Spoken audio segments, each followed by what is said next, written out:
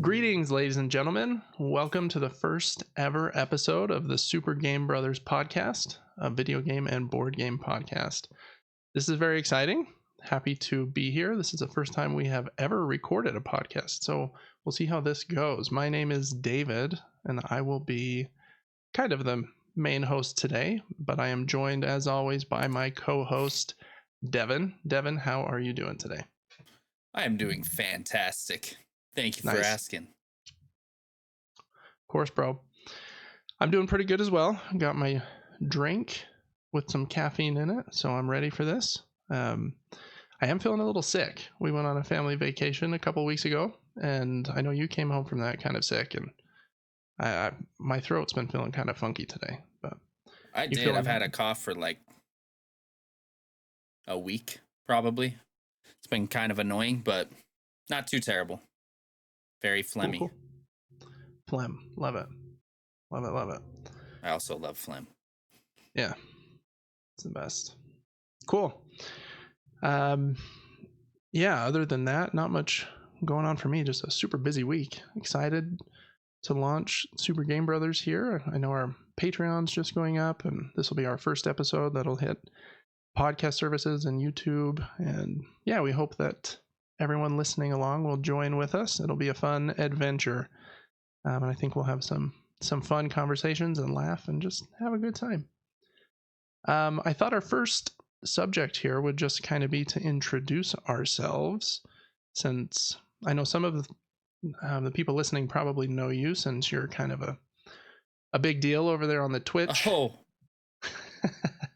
But maybe, Devin, how about you jump on in and introduce yourself if you want to. Hello, everyone. My name is Devin, also known as Player4 on Twitch. Not sure how I got that name. It was a miracle. It's a cool name. Yeah, it's crazy. I'm 32 years old, single as a Pringle, and I like it that way. For now. I've been gaming as long as I can remember. I don't know. Truly, since I was like 3, probably. But like you and I played games together on every console. Yeah. The OG Nintendo, SNES, PS1. I didn't play too much Xbox though. But what else about me? I'm kind of boring sometimes. I sit in my stream room about 8 to 10 hours a day, fixing settings. I love settings. I stream variety on Twitch. Right now we're playing, what's the game called? Dragon's Dogma 2, and it's freaking fantastic. I don't play board games as much as Dave does. So he's going to be teaching you about board games. All right. I'm going to try to teach you, but it's not going to be as exquisite as what he does. But I've been on Twitch for, 2 years? Took a break for a while. I love it. I truly could do it 24/7 if I didn't have to sleep. I don't have a degree. I've worked a lot in my life. Not married. I'm excited to be here. I'm nervous. This is the first time I've ever done a podcast. At least the recording portion. So bear with us. Bear with me. I'm doing my best. But I'm excited. I'm excited for this and to see where it goes. Yeah, you're doing Superman. This is my first time as well. It'll be fun. And yeah, my name is David. I am Devin's older brother. As he mentioned, we grew up together, played games together. Both have played lots of video games our entire lives. As he mentioned, I also am really into board games. You can kind of see them behind me back here. I have almost 300 at this point, so that entire wall is full. It's really fun. Love it. I think my grandma is who got me into board games. She was kind of crazy into them. She always had her Kindle going with like 50 different games of Words with Friends, and I remember she she used to play Phase 10 so much with her sisters that they created their own 10 extra phases so they could play Phase 20. I don't really like that game because it's so stinking long for what it is, but she loved long games. She passed away a few years ago, but I remember playing chess, Phase 10, Scrabble, Rummy with her at a young age, and yeah, and then pulling Risk and other games out of her closet and not knowing what to do with them other than throw the pieces around. But yeah, really love board games, and like Devin said, we grew up with basically every Nintendo console. The NES, the Super Nintendo, I think is kind of our favorites generally, just based on the age we were when it came out. We had PlayStation 1, and kind of when I was a teenager, I was kind of really into the Xbox and the Wii for like a minute, but then never really went back to the Xbox for some reason. And then since then, it's just kind of been Sony and then Nintendo since that point. But yeah, really love games. Excited to have these weekly chats. I also run a YouTube channel called Gaming Top Down, where I talk about the board games I like and the ones that I have, do some unboxings and other videos that are kind of fun and silly. But yeah, that's a little bit about me. I'm a year older than Devin. I am married, which is fun. Have been for almost 11 years, which is crazy. I'm super old. I'm just slightly behind. There's no behind in life. There's alive and not alive, I think. So I'm gonna write that down. Yeah, that was therapy with David. But cool.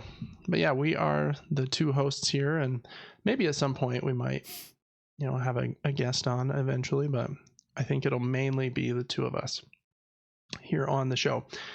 And the show might morph a little bit, but kind of my ideas with the show and what Devin and I have been talking about is that we wanted to have a show where we could talk about games. Like he mentioned, I'm a bit more heavy into board games than he is. And so we'll both be able to bounce video game conversation off each other pretty well, I think. But another thing I think we can do with this podcast is kind of lean into teaching each other things. I know Devin's really big into game settings, like he mentioned, and so he can probably teach me how to level up that way. And he's generally better at all of the video games he plays than me. So I'll probably do most of the board game teaching here on the channel, and Devin will clean my clock in any video games we play. And yeah, we'll probably lightly hit on news in the industries. This isn't necessarily like a newscast, just kind of meant to be fun and conversational in place of that. I know there are lots of video game and board game podcasts that do that, where that focus exclusively on the news, and I wanted this to be a little more fun and easygoing than just that. But we will talk about some news, even some quite a few bits of news later in the show. But yeah, I don't know, is there anything else you want the show to be, Devin? That's kind of the things we talked about at this point. I'm already excited for the show. I'm getting hyped up. Being told I'm good at video games. Oh yeah, like what I'm hearing. Yeah, I'm hyped about it too. Especially hyped since our video ninja that we're doing the show on, my face has been frozen this entire time. So it's been nice. I haven't been stressed out because I don't know if you're looking at me or not. Yeah, you can pretend I'm not. Hopefully that I did move. There we go. Hopefully it'll come back up. But yeah, excited for the show. You can check out more details on the Patreon, but basically the show will hit free feeds, every podcast service you can think of, and the video version on YouTube every Monday. And if you support us on Patreon, then you can get early access to this show and some exclusive episodes, which will be fun. We might, do a deep dive into a game we're playing, kind of a review discussion, or maybe even play a game together and film that. Devin can carry me in some Rocket League, see if I can get back up to Grand Champ or not. Probably not. I've actually never been there. Champ 3 is the highest I've ever been. But that game may be too hard nowadays, but we could try. Yeah, it's a little nuts. But yeah, we'll do lots of fun, kind of improv, not like improv comedy, but just kind of we'll be more flexible on that channel or that in those episodes. Cool. I think we'll have more to chat about in these opening sections as we get going, and hopefully get some listener questions in here to make us laugh, or have some cool topics to go over. But for today, I mainly just wanted to introduce us here. So make sure you check out Devin on Twitch. That's Player4. I think he's live weekdays, usually around, what is that, 8 a.m. Pacific ish. Yeah, it'll fluctuate, but yeah. Yeah. And then check out the Super Game Brothers YouTube channel. We'll post video game stuff on there from time to time. And if you like board games, make sure to check Gaming Top Down. Cool. So next up, we're going to talk about what we have been playing lately. We've got kind of a long list since this is the first episode. And I didn't know how far back in history to go. Should I have pulled up every game or just the last little bit? But Devin, it says here you're playing Dragon's Dogma 2. I know that you've been streaming that a bit. How have you liked that game so far?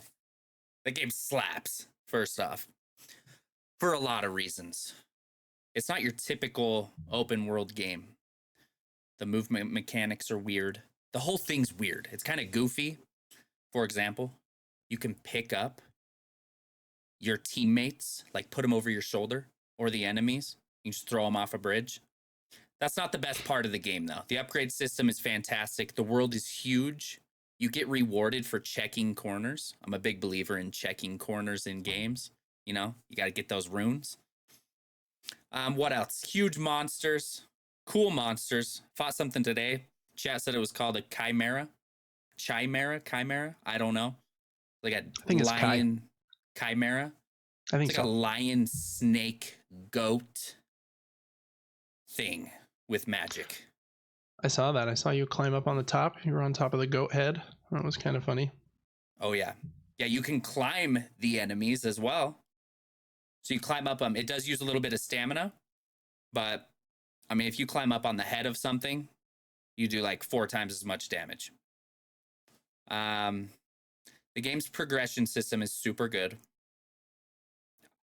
I do have a few complaints, I would say, about it. But nothing to push me away from the game. Like, I wouldn't be surprised if I 100% the game. I don't want to stop playing it. Yeah, I like it that much. It's so good. It's so fun. It seems really cool. The world kind of gives me an Elden Ring vibe, kind of similar colors. Kind of like that brown kind of color. I don't know how else to explain that, but yeah. Kind of that kind of vibe, and there's lots to find if you explore. But yeah, the combat's so different. It's not really Soulsy at all. You don't like take a ton of damage when you get hit. It's more about like chipping away at your enemies. Yeah, it reminds me of what I've seen. Are you going to say Monster Hunter World? I've never played it, but I know you made that comparison. Yeah, it just seems like everything takes a long time to kill. Unless it's just little ads running around. And once you upgrade your character, it's hard to take you out. You also get to go out with a team. So 3 others. And you get to pick their class. So you got a mage, an archer, a trickster, a warrior. What am I? A killer? Is that what? No, a fighter. I'm a fighter. Devin's just a straight killer. Yeah. The enemies just die of fear when they see me. No, I'm just a fighter class. I think there's like 8 of them. But you can be pretty OP. But you can also get absolutely clapped if you don't prepare when you leave a safe area. I don't know. There's a lot to the game. Yeah. I don't want to spoil it too much, but it's fan-freaking-tastic. Yeah, just watching you for a little bit, it seems like your pawns are way more important than I thought they were going to be. Because I was watching you do some fights without them, or a couple of them have been knocked out, I think. And those seemed really difficult, like you were struggling at parts. But then when all 3 of them are alive, there's like spells going everywhere, and someone's throwing another character on top of the boss, and someone's, Reyes is probably dead somewhere, but other Oh, than him, other uh, than him being always knocked out, it seemed like they were pretty capable. yeah, they really are good. Half the time you're being healed by your teammates, Oh yeah. and they're dealing damage. They all have like their own special things, but when they all three go down, the game becomes overwhelming. Like you're Yeah. running into enemies like every 20 yards probably in the open Yeah, world. I've been really impressed with that. It's very full of enemies. Oh my gosh. It's insane. But yes, highly recommend that game to anyone, even though it's $70 and that is a little bit crazy. Yeah, that's kind of standard price now for brand new games. And it's crazy. That's actually kind of cheap. It seems like a Really. lot of money, but like when the NES came out in 1989 or whatever it came out, like games back then were, some of them like Final Fantasy and stuff were like 90 or $100. And if you adjust that for inflation, that's like $200 nowadays. Mm. But so video Buy all games the are games technically, though, then, yeah. because we're getting a deal.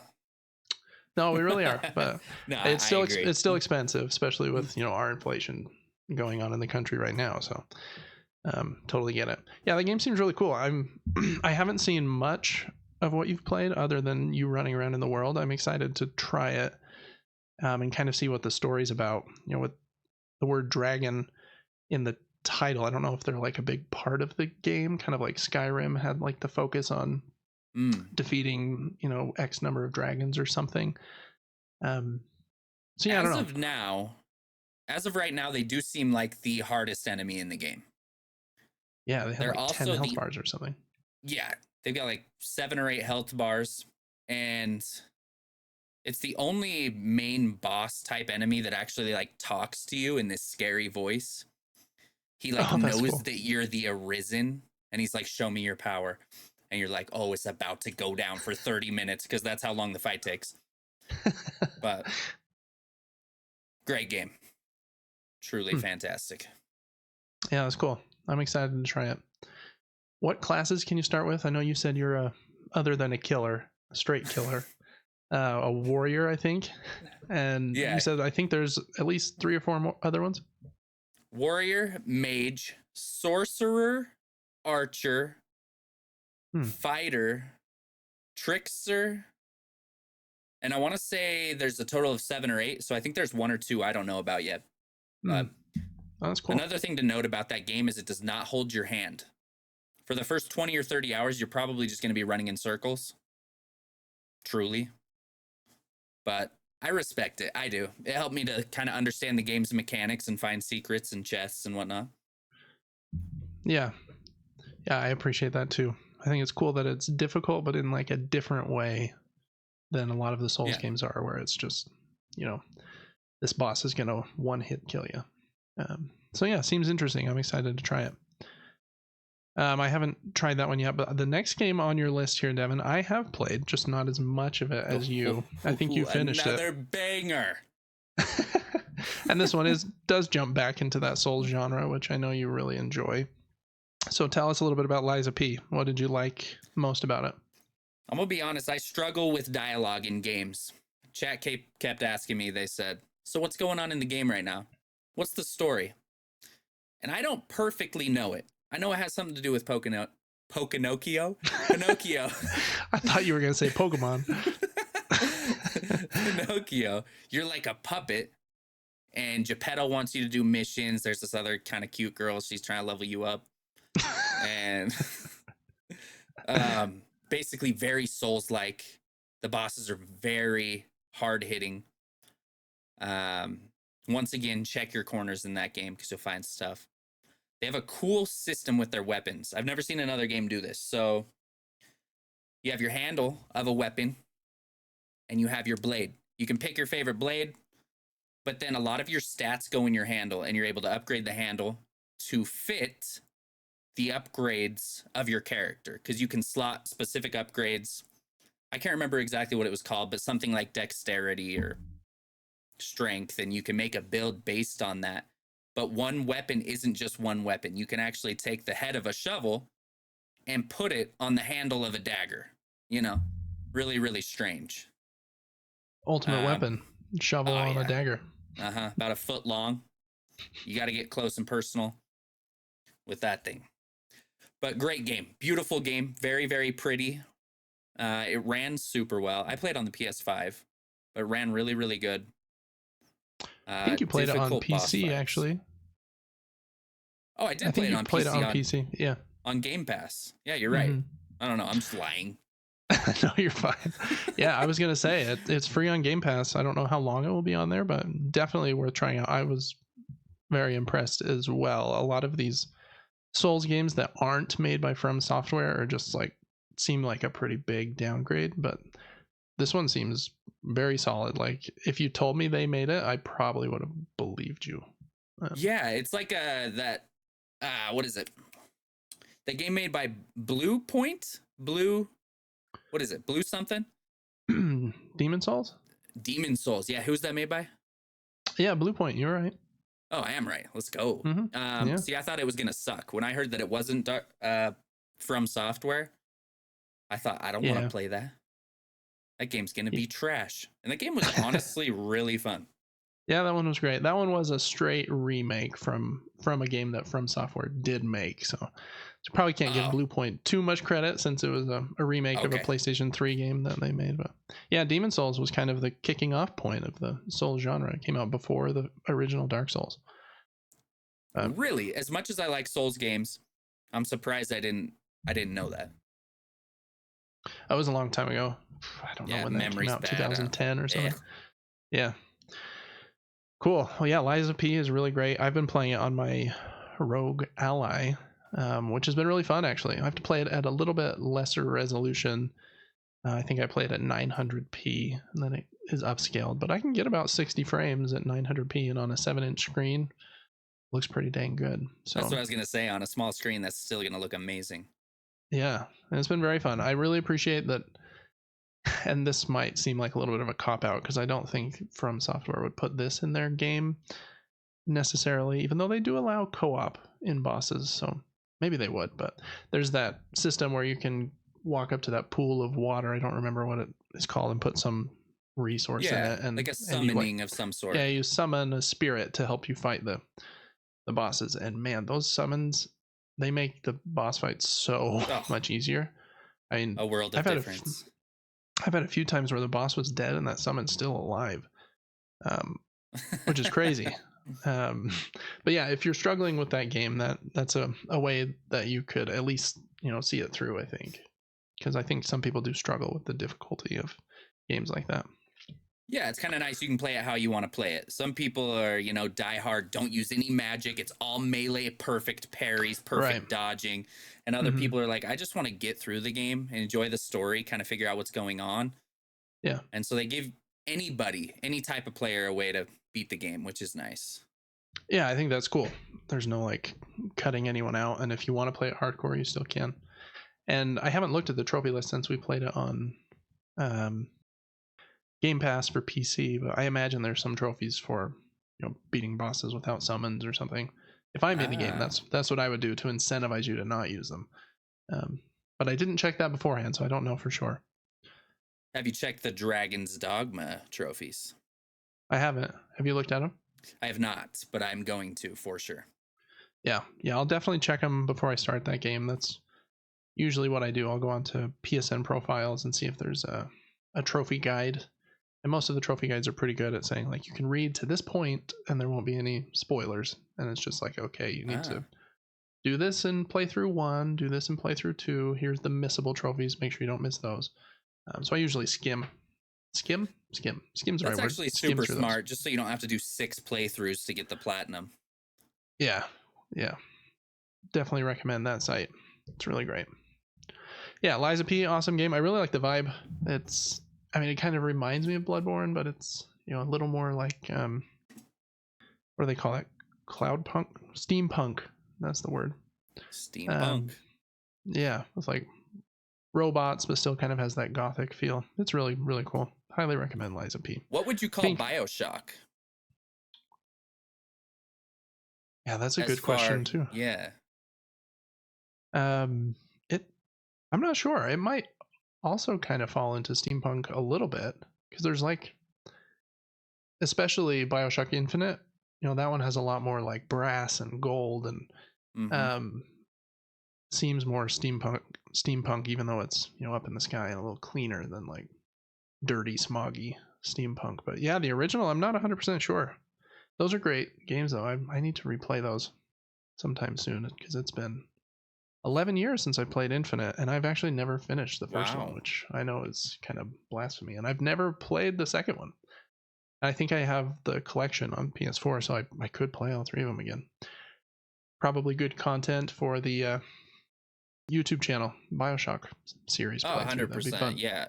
To be honest, I don't remember if the games are even good, like 1 and 2, but I love the vibe of them. Like, what do they Yeah, call those Vibe's little really cool. things? The mommies or the daddies? What is it? The Big Daddies The and big the daddies? Little Sisters. Is that what the little girls are called? Probably.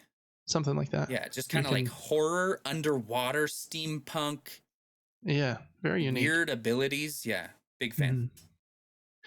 Yeah, not to go on too much of a Bioshock tangent, but the creator of Bioshock, Ken Levine, the last game he made was Bioshock Infinite, and his team made the first one and Infinite. They didn't make the second one. But Oh, their new really? game, yeah, their new game comes out soon. It's called Judas. So you should look that up after the show. I It's think I watched the trailer. okay. Yep, that's their new game. I think it. I don't know if there's a date. It might not come out till next year, but I know that one's pretty well hyped in the industry just because of his name. He's kind of a big name. Like if Steven Spielberg or in the horror scene, Ari Aster had a new movie. You kind of pay attention to that. But I don't know how you speaking, know all these facts. That's I read too crazy. much. Speaking of Ari Aster, really quick, have you seen Beau is Afraid yet? You with Joaquin Phoenix? Yeah, and it's like 3 hours long. Um, I haven't I seen it yet, either but did or I dreamed that I did. I don't know.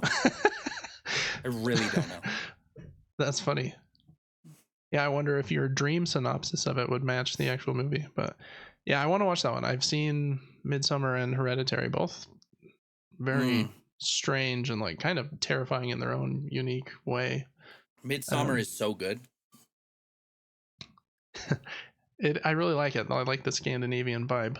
But yeah, Something you should watch that kind of made me feel the same, that was super weird, is I don't know if it's the OG The Wicker Man, but very, very strange. He's in like this small community place. Everyone's acting weird in a different country, something, and you can tell I've there's seen something going on.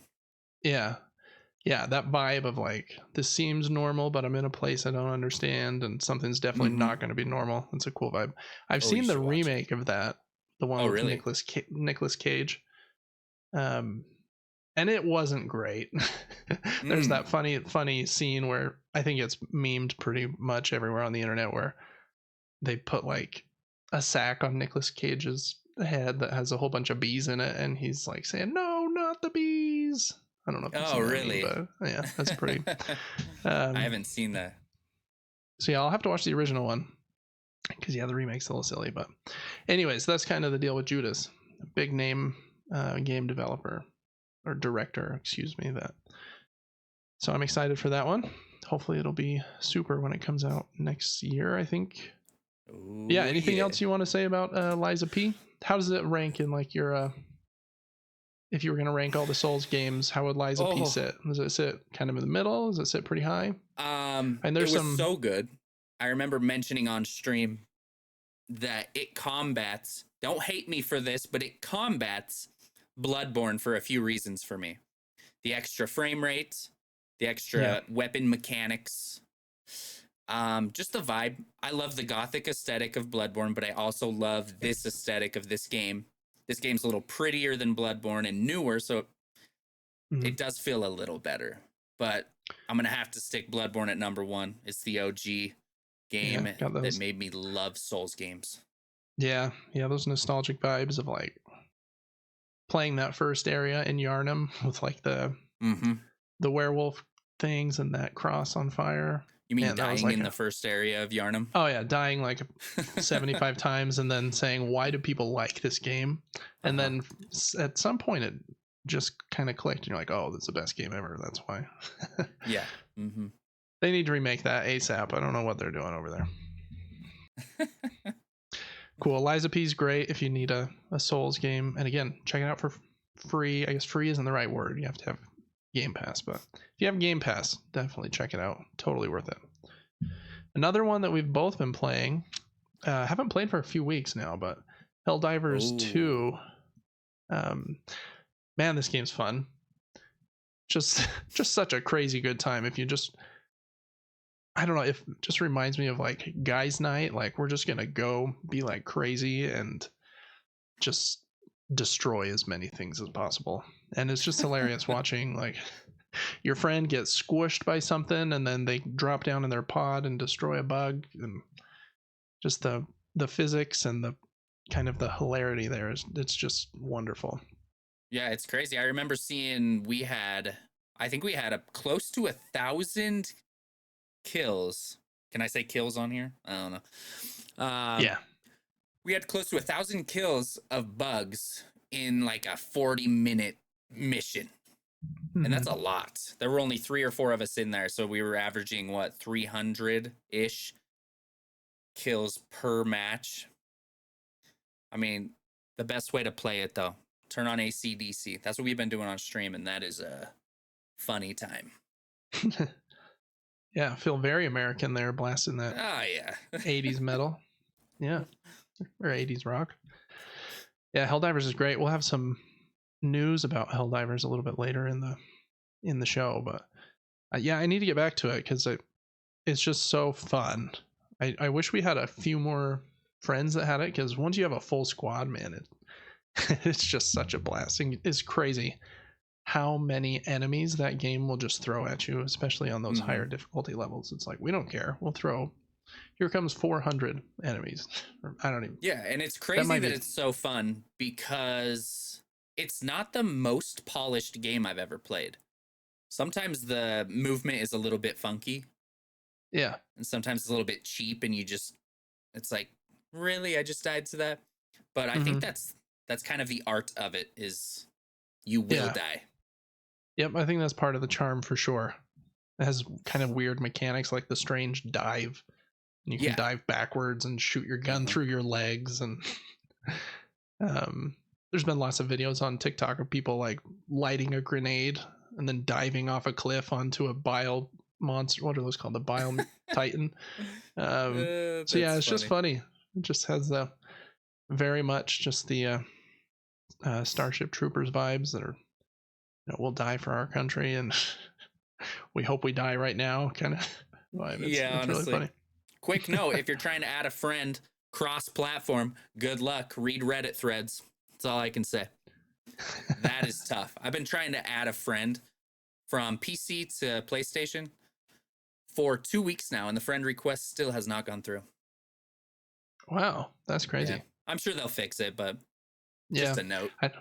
I know that game's had some weird bugs. Like initially when it launched, they could only have a certain number of people sign in. I think the servers weren't big enough to allow more than a couple 100,000 or something, and it kind of blew up bigger than they thought.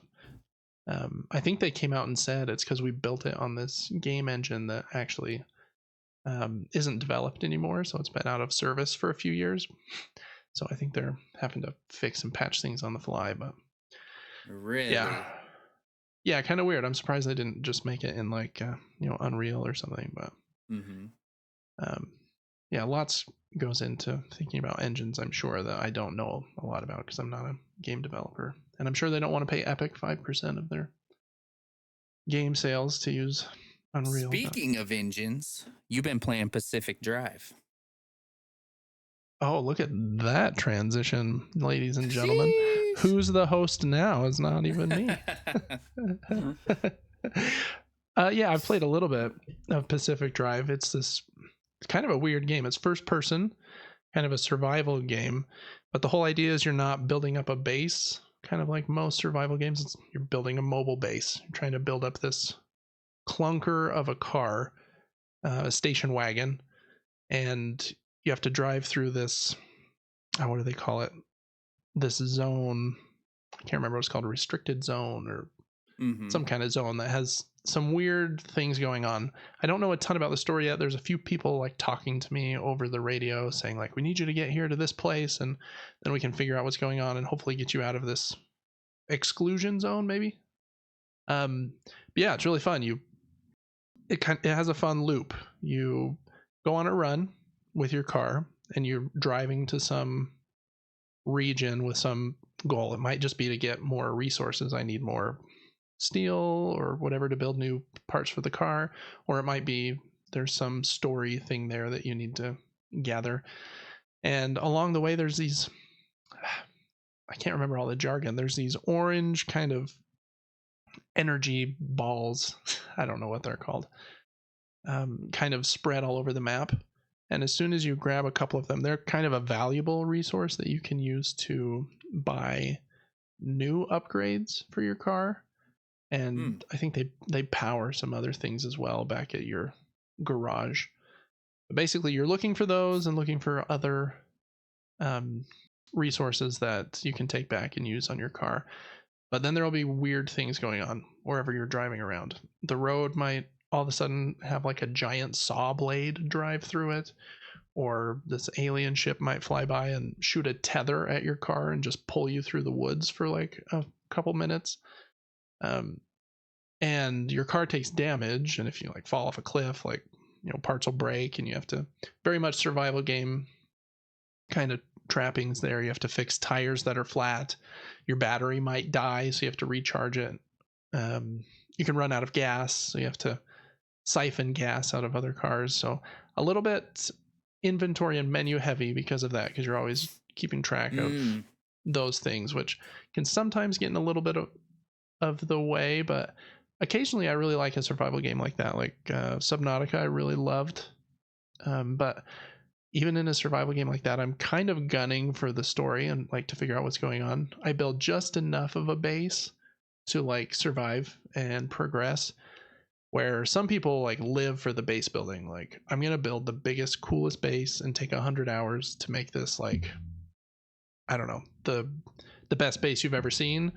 And then when I go out with my car, I'll be unstoppable, where I'm like always driving around with my dinky submarine in Subnautica, or my halfway broken car in Pacific Drive, just like, yeah, I can get a little further. I want to see what happens next, and I'm definitely not ready for that. I would play it area. just like you play it, exactly the same.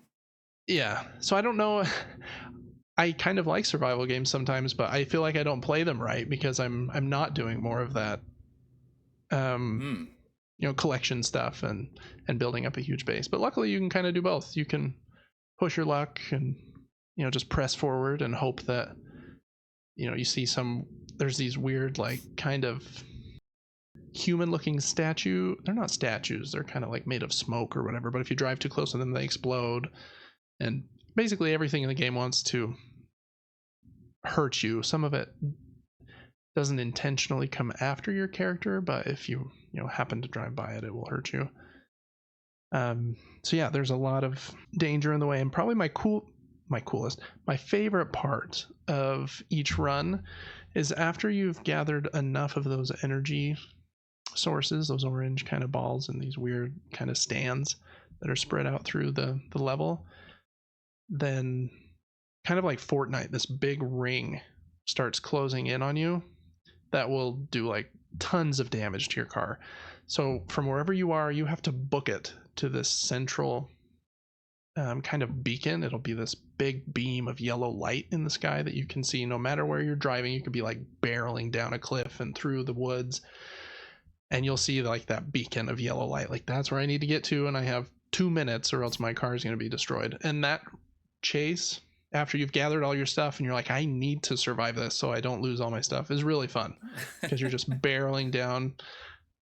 You know, the fastest way to get there is usually not on the road. It's okay, I need to drive through these million trees. And yeah, it's really fun, especially if you like survival games. I think you'll vibe with it probably even more than I have, but I think the loop is fun. And I think I'll keep playing it probably with the intent of, this isn't a game I would probably platinum just because that grind of building up the best car that I don't even know what the top tier would be with diamond plated, windows or whatever. But just get the clunker to the end of the game would kind of be my goal. But yeah, Pacific Drive, super cool.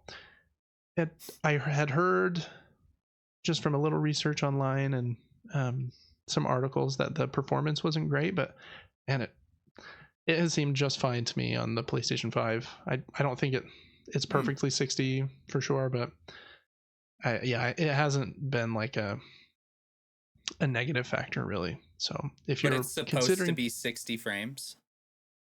I think it is on PC, and I think that's what they're shooting for on PS5, but it does chug a little lower than that, I would say. Probably floating around 40 when it gets really busy. But then, there are quite a few times where it actually is 60 when you're zooming around. I see. Yeah, is it Pacific good Drive enough to beat?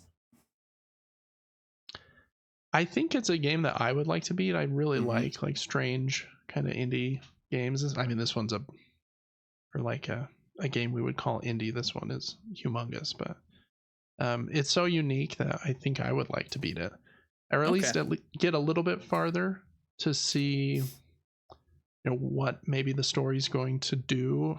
After kind of in your runs, you'll go out to new locations on the map, and as you get some upgrades, you can start going farther into this exclusion zone to like level 2 and level 3 areas that get more and more dangerous. So as long as they slowly kind of unveil like new exciting things, and the level 2 and level 3 and level 4 regions aren't exactly like the level 1 ones, then I think there'd be enough to pull me through. Yeah, I see.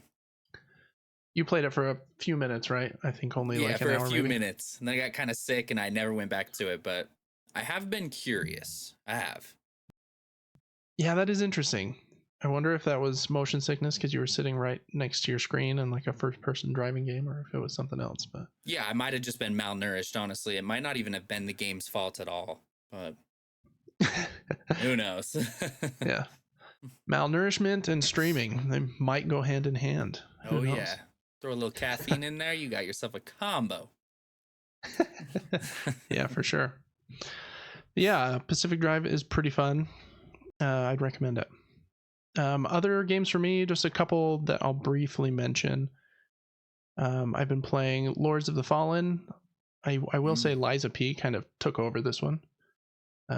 Lords of the Fallen's pretty fun though. I mean, it's another Souls-like. This one kind of has the unique part of it is that you have this lantern that you can pull out and kind of go into a light versus dark world.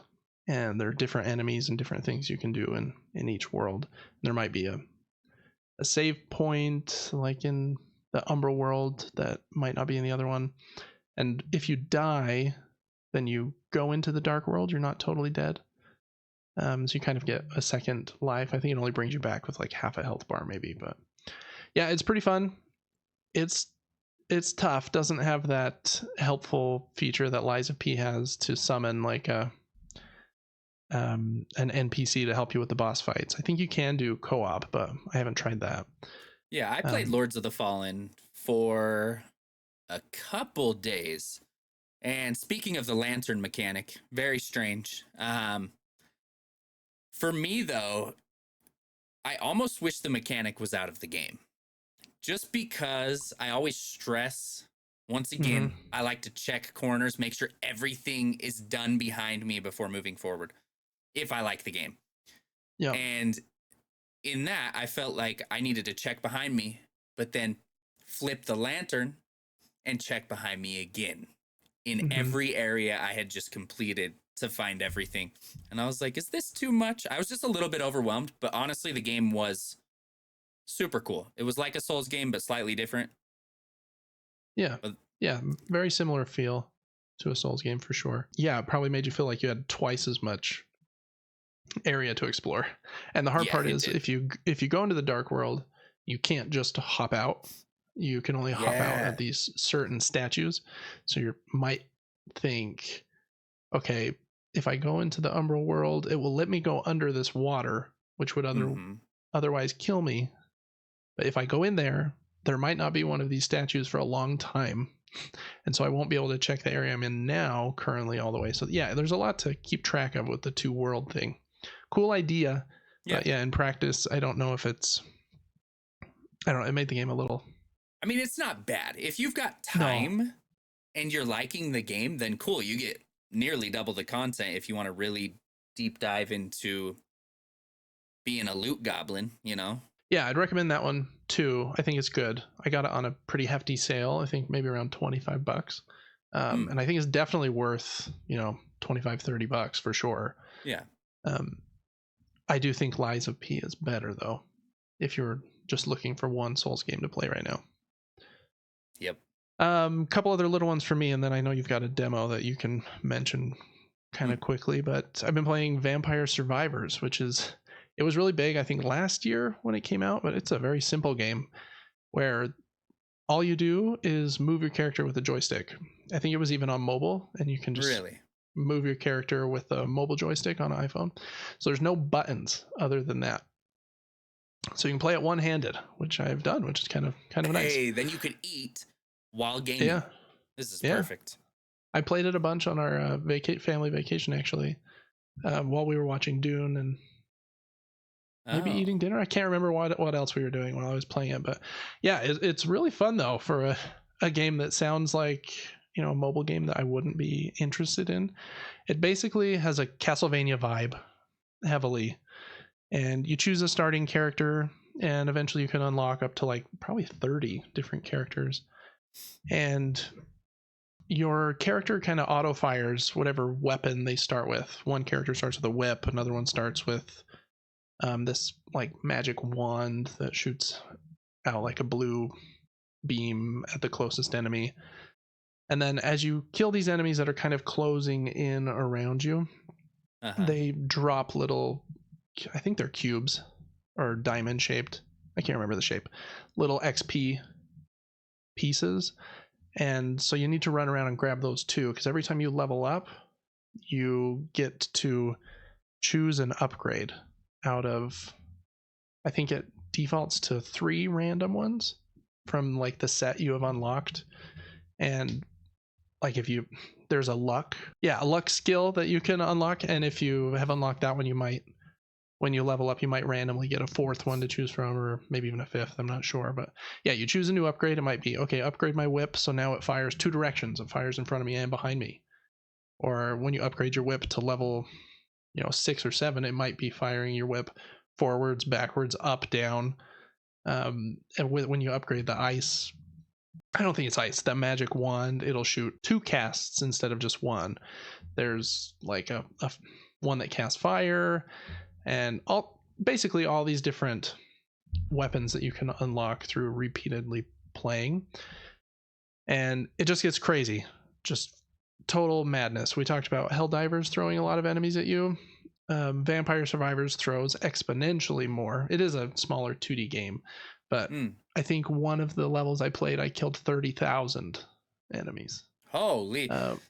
When you're talking about it, it kind of sounds like Enter the Gungeon a little bit. Like you can beat the game, you can go back in, unlock more weapons, beat the game, go back in. And I don't know. Yeah, maybe kind I'm of wrong. similar that way. You don't even have to beat the whole game. It does have levels. So like the first level, you'll probably die the first few times you try it, because eventually, until you've upgraded your character and upgraded your weapon drops enough, you will just get overwhelmed with the hundreds of enemies that are on the screen. But once you've upgraded your character enough, then you can generally beat a level. Then you might unlock hyper mode on the level, which your character moves faster, but so do the enemies, and unlock new levels. And yeah, it's just really fun. Towards the end of a level, you might be like in the center of the screen, and the entire rest of the screen is just filled with enemies, and you're like, I don't know if I'm gonna survive the next 10 seconds. But your weapon is really upgraded enough to maybe come out of that. Yeah, and there's all kinds of weapons. There's like garlic that would kill vampires, that puts like a ring of protection around you that does damage right immediately surrounding you. The more you upgrade your garlic, that ring gets bigger and bigger. There's also like the holy water from Castlevania that kind of falls from the sky. All kinds of different weapons. Yeah, very much Castlevania if you took it and made it top down and took away your attack and jump buttons, and you just all you do is move your character around and try not to touch the enemies, because when they touch you, they'll do damage to you, and that's how you die.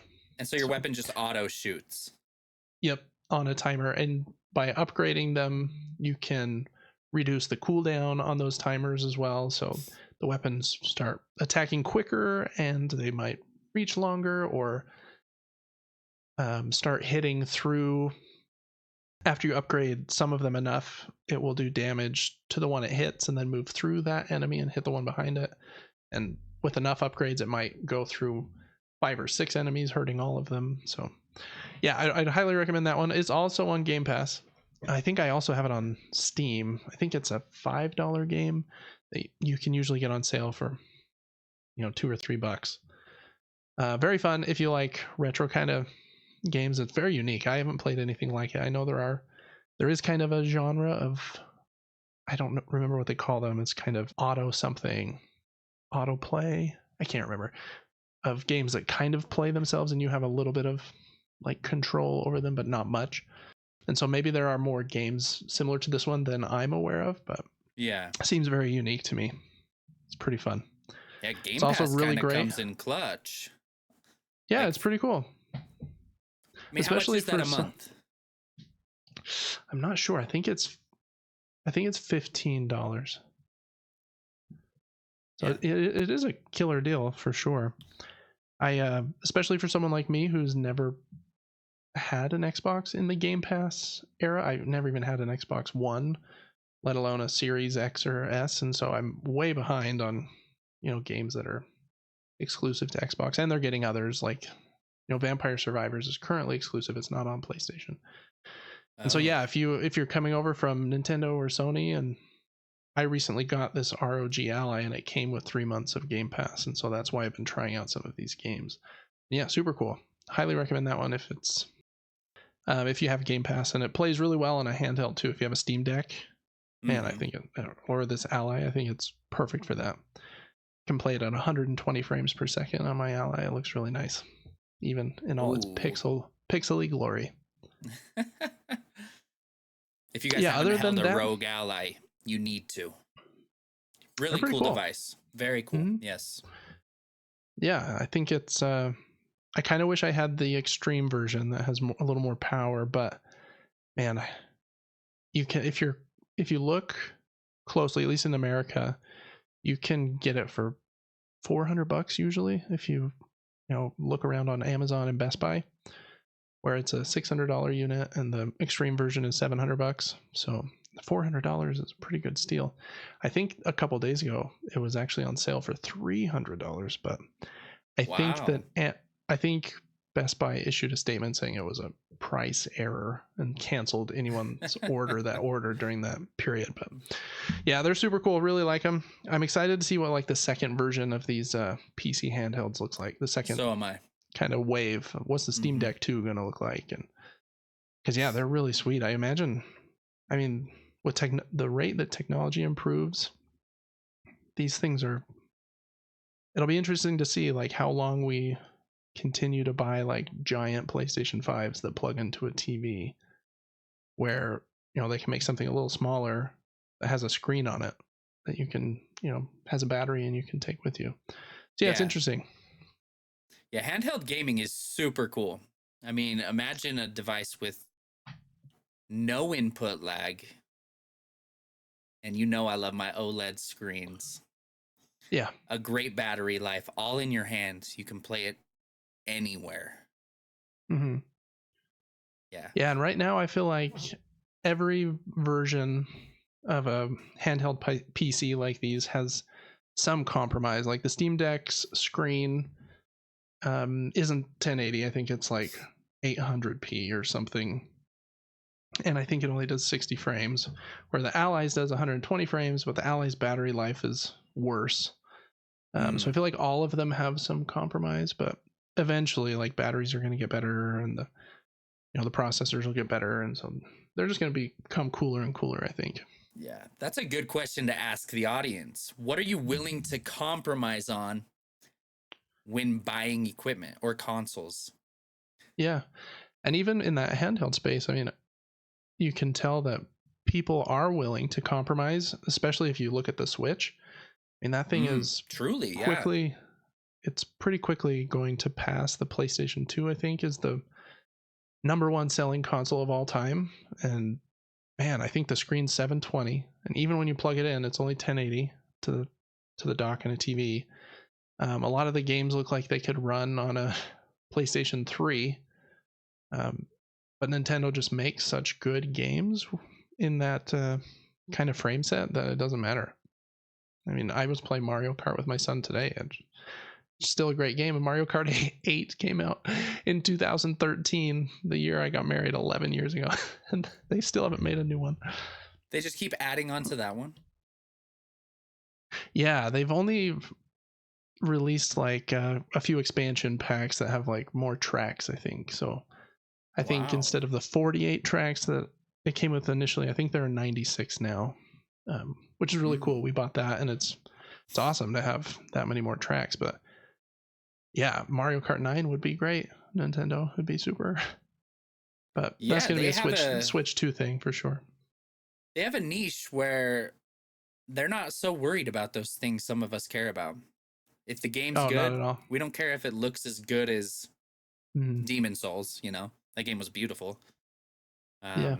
There's probably more beautiful games, but that's just what came to my head. And people still want to play them. Zelda, one of the most loved games of all time. Sometimes the graphics slightly bother me. Don't come at me. But they do. I'm like, I wish this would look better. I wish this could look really, really realistic and be the same game. Yeah, I don't even mind that it looks kind of cartoony. I kind of like the cel shaded nature of it. I just wish that, okay, give me this game on the PlayStation 5 that runs at 4K and 60 frames a second, because it runs at 1080 at like 40 frames a second. Yeah. It's still an amazing game, and you fight through those technical things because their games are so good. But yeah, it'll be interesting. You need to, I know we've been planning on this, but you need to borrow my Switch and play Tears of the Kingdom, because it's super. I still haven't even finished it because it's so big. Holy cow. But yeah, super. And you need to play Super Mario Wonder, which I think is a really great example of, like, in that game, I don't even really care that it's not 4K, because it's the 1080 is so crisp, and I believe it is 60 frames. So it feels perfect, and it looks good enough. But yeah, a lot of their games don't run at 60. I know, like, the latest Pokemon game, I think, really chugged, 15, 20 frames at some points. But people fight through that stuff because Nintendo makes good stuff. Yeah, it is wild. So yeah, audience, let us know if you play primarily on the Switch with its stinky frame rates, or if you play elsewhere. Last game for me, and then I'll let you talk. I feel like I've just been stealing the mic here, but I've also been playing Dredge, which is a kind of an indie game about, I guess dredging is the word, but you have this boat and you sail around to different islands in this ocean, and you have to catch fish to sell for money and upgrade your boat and figure out what weird things are going on these islands, because there are some like cosmic kind of weird, there's kind of a horror vibe to the game. It's not like especially scary. I mean, it is a little bit to me, since the ocean is like one of the most terrifying things to me. A place humans should not be, in my opinion. Luckily, at least to the point I'm at yet, you don't go under the water. You're always in your ship on the surface, which is good. Yeah, it's really fun. You upgrade like your fishing equipment, catch different kinds of fish, go to new islands. It's a little video gamey in that, like, this island is has a volcano on it, and so you need a special kind of fishing pole that has a volcanic fishing line on it, so you can catch the fish around the volcano. So a little silly that way sometimes, but But it is really fun, and catching the fish is just a simple mini game where you basically have to time button presses, and then you have I think they call it a dredger or something, but it's basically the same as fishing, but with kind of a crane system that like goes down underwater and picks up steel and pieces of wood, and there's a little mini game to gather those as well. But dredge is really fun. I'm excited to see how it wraps up. I probably played 15 hours of it and been to I think all but one of the main islands, but there are some things I need to go back to each of them and do. There's like this weird underwater creature that kind of looks like the what's it called in Return of the Jedi. There's the Sarlacc pit where they try to push Luke Skywalker into that hole with the teeth. Oh yeah. I do know that, Yeah, actually. yeah. It kind of looks like that, but it's underwater. And in the newer versions of Return of the Jedi, they added some CGI to make that like Sarlacc monster look a little weirder. It kind of like sticks out of the hole and has like a bulb mouth. There's a big kind of creature that looks like that under this one part of the water, and I'm a little nervous to go over there. Water games freak me out, even though I did mention earlier how much I like Subnautica. Yeah, Dredge is really fun. I don't think it's on any like subscription service or anything. I just bought it on PSN. It has a couple expansions too that I haven't tried. It's a fun indie game if you want something a little. It also kind of has a loop similar to Pacific Drive because you can fish during the day. If you stay out at night, you start to go mad a little bit, and so you're always needing to get back to somewhere safe. So if you like games with kind of a loop like that, upgrading your boat, selling fish, catching new fish, getting somewhere safe at night, and then trying to figure out these weird mysteries with what's going on with these weird fish, then I think you'd like Dredge as well. I can't decide if I would like it. Maybe. Yeah. It's sure. It's a little unique for sure. All right, Devin, tell us about Stellar Blade. I know that this is pretty well anticipated. I think it comes out like at the end of the month, like the 25th or 6th or something. Yeah, I think it is demo the end of demo April. came out a couple weeks. Yeah. I don't remember. I looked it up like a week ago, and it came from some game that other people know. There's like a predecessor in a way. I can't remember what it's called. Do you know? Is it Project Eve? It is. Of course he knows. Okay. Of course he knows. He's so smart. Okay, anyways, I don't have too much to say about the game. They only let me play like an hour of the demo, but beautiful, really unique enemy design. You think you've seen it all. You go into a game, you're like, here we go. The enemy has tentacles again. I've fought stuff like this before. Really, really unique enemies. I didn't get to see them all, but I got to see a few, and it was cool. If you're into, I don't know what you would call the art style. Not really anime, but the graphically very, very pretty. You probably know what the art style is. I honestly don't. I don't know a term for it. I know what you mean though. It kind of gives me like Ninja Gaiden vibes. A little less, like in Japan with leaves falling off the trees, but if Ninja Gaiden had more monsters and was maybe in the city. I don't know. I get what you mean though, with kind of like the anime Japanese vibe. Yeah. The game did have some Souls-like aspects to it. I walked through a doorway. I was like, I'm gonna open that chest right there. No, you're not. Slapped in the back of the head. There was someone waiting for me right around a corner. And not many games do that. Usually you know where the enemies are. That's what I appreciate about Lies of P and Souls games. But they did that to you in this as well. This has a parry system. The parry timing is definitely different than Souls games, though. I had to parry extremely early, I believe it was, to completely block a hit. And that felt weird. Felt a little bit weird, but also good once you got used to it. I'm trying to remember anything else. There was a little bit of swimming in the game. Kind of held your hand. Felt slightly linear I'm assuming it's not very open world. I mean, that's truly about all I know about it. Yeah, that's kind of the vibe it gave me too. It kind of reminded me of something like Bayonetta, or what's the other one called? That Bayonetta is kind of, or Devil May Cry, kind of like with maybe like a little more hardcore Souls-like fights. But yeah, it seemed a little bit more action oriented than a Souls game for sure. It seems pretty cool. This is kind of a personal preference thing, but I do wish Eve could wear clothes or something. She's a little ridiculous in that kind of way. She is showing it. It is crazy. And I saw a couple of the outfits that come out. Don't look those up. Don't look those up. I'm sure. Yeah, I'm sure. It's crazy. Got some Nier Automata and what's the other one? There's that anime Ghost in the Shell vibes for sure. Yeah. In that way. But so yeah, I don't know that I'll ever I don't know that I'll play this one, but I don't know if I will either. If it's $70, I probably won't. I think it is. I think it will be.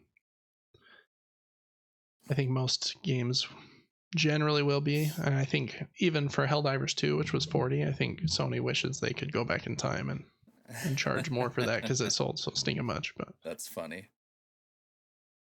Cool. Any other video games you want to bring up here in this section? I think we covered all of them.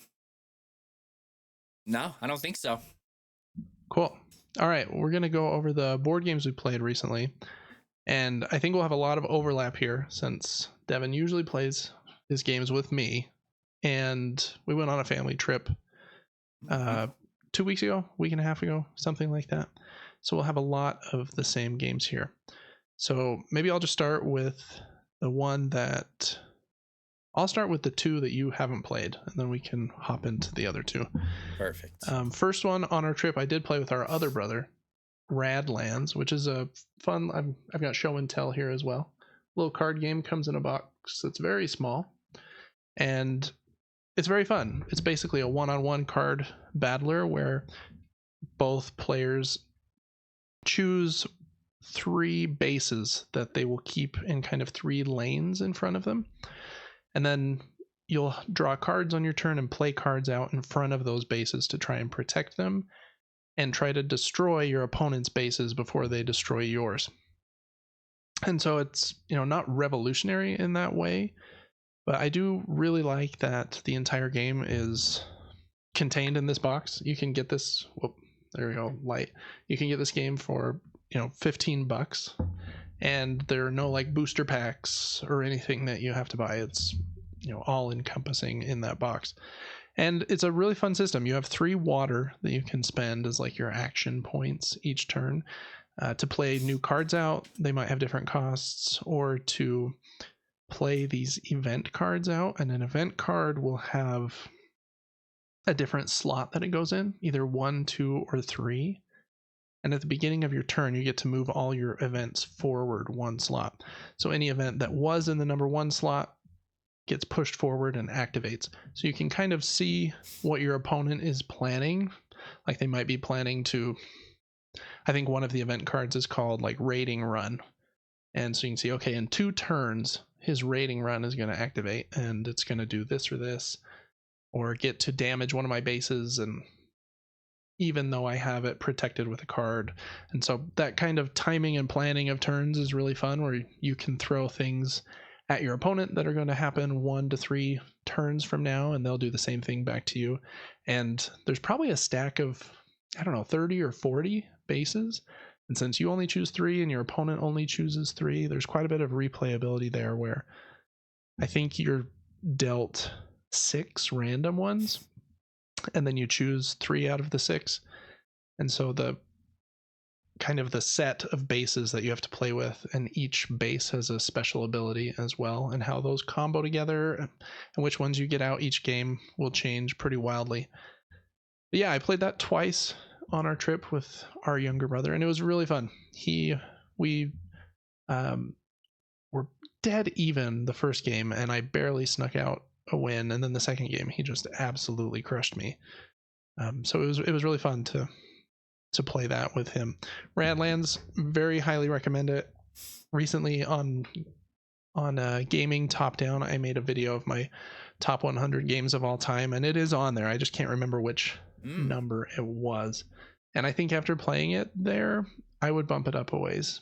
It got better for sure, playing it a few more times. So I played that one. The other one that Devin hasn't played, I did take it on our trip, but we didn't have time. I've been playing a lot of Dune Imperium, which I'm a little late to the party on. It came out probably 4 years ago, and it's based on the new Dune movies. You can see that's upside down.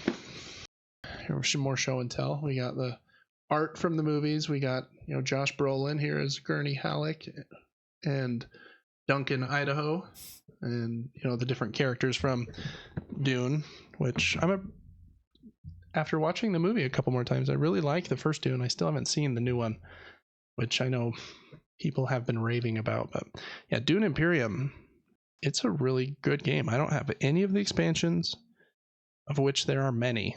I think 3 or 4. And there's already a sequel called Dune Imperium Uprising, I believe.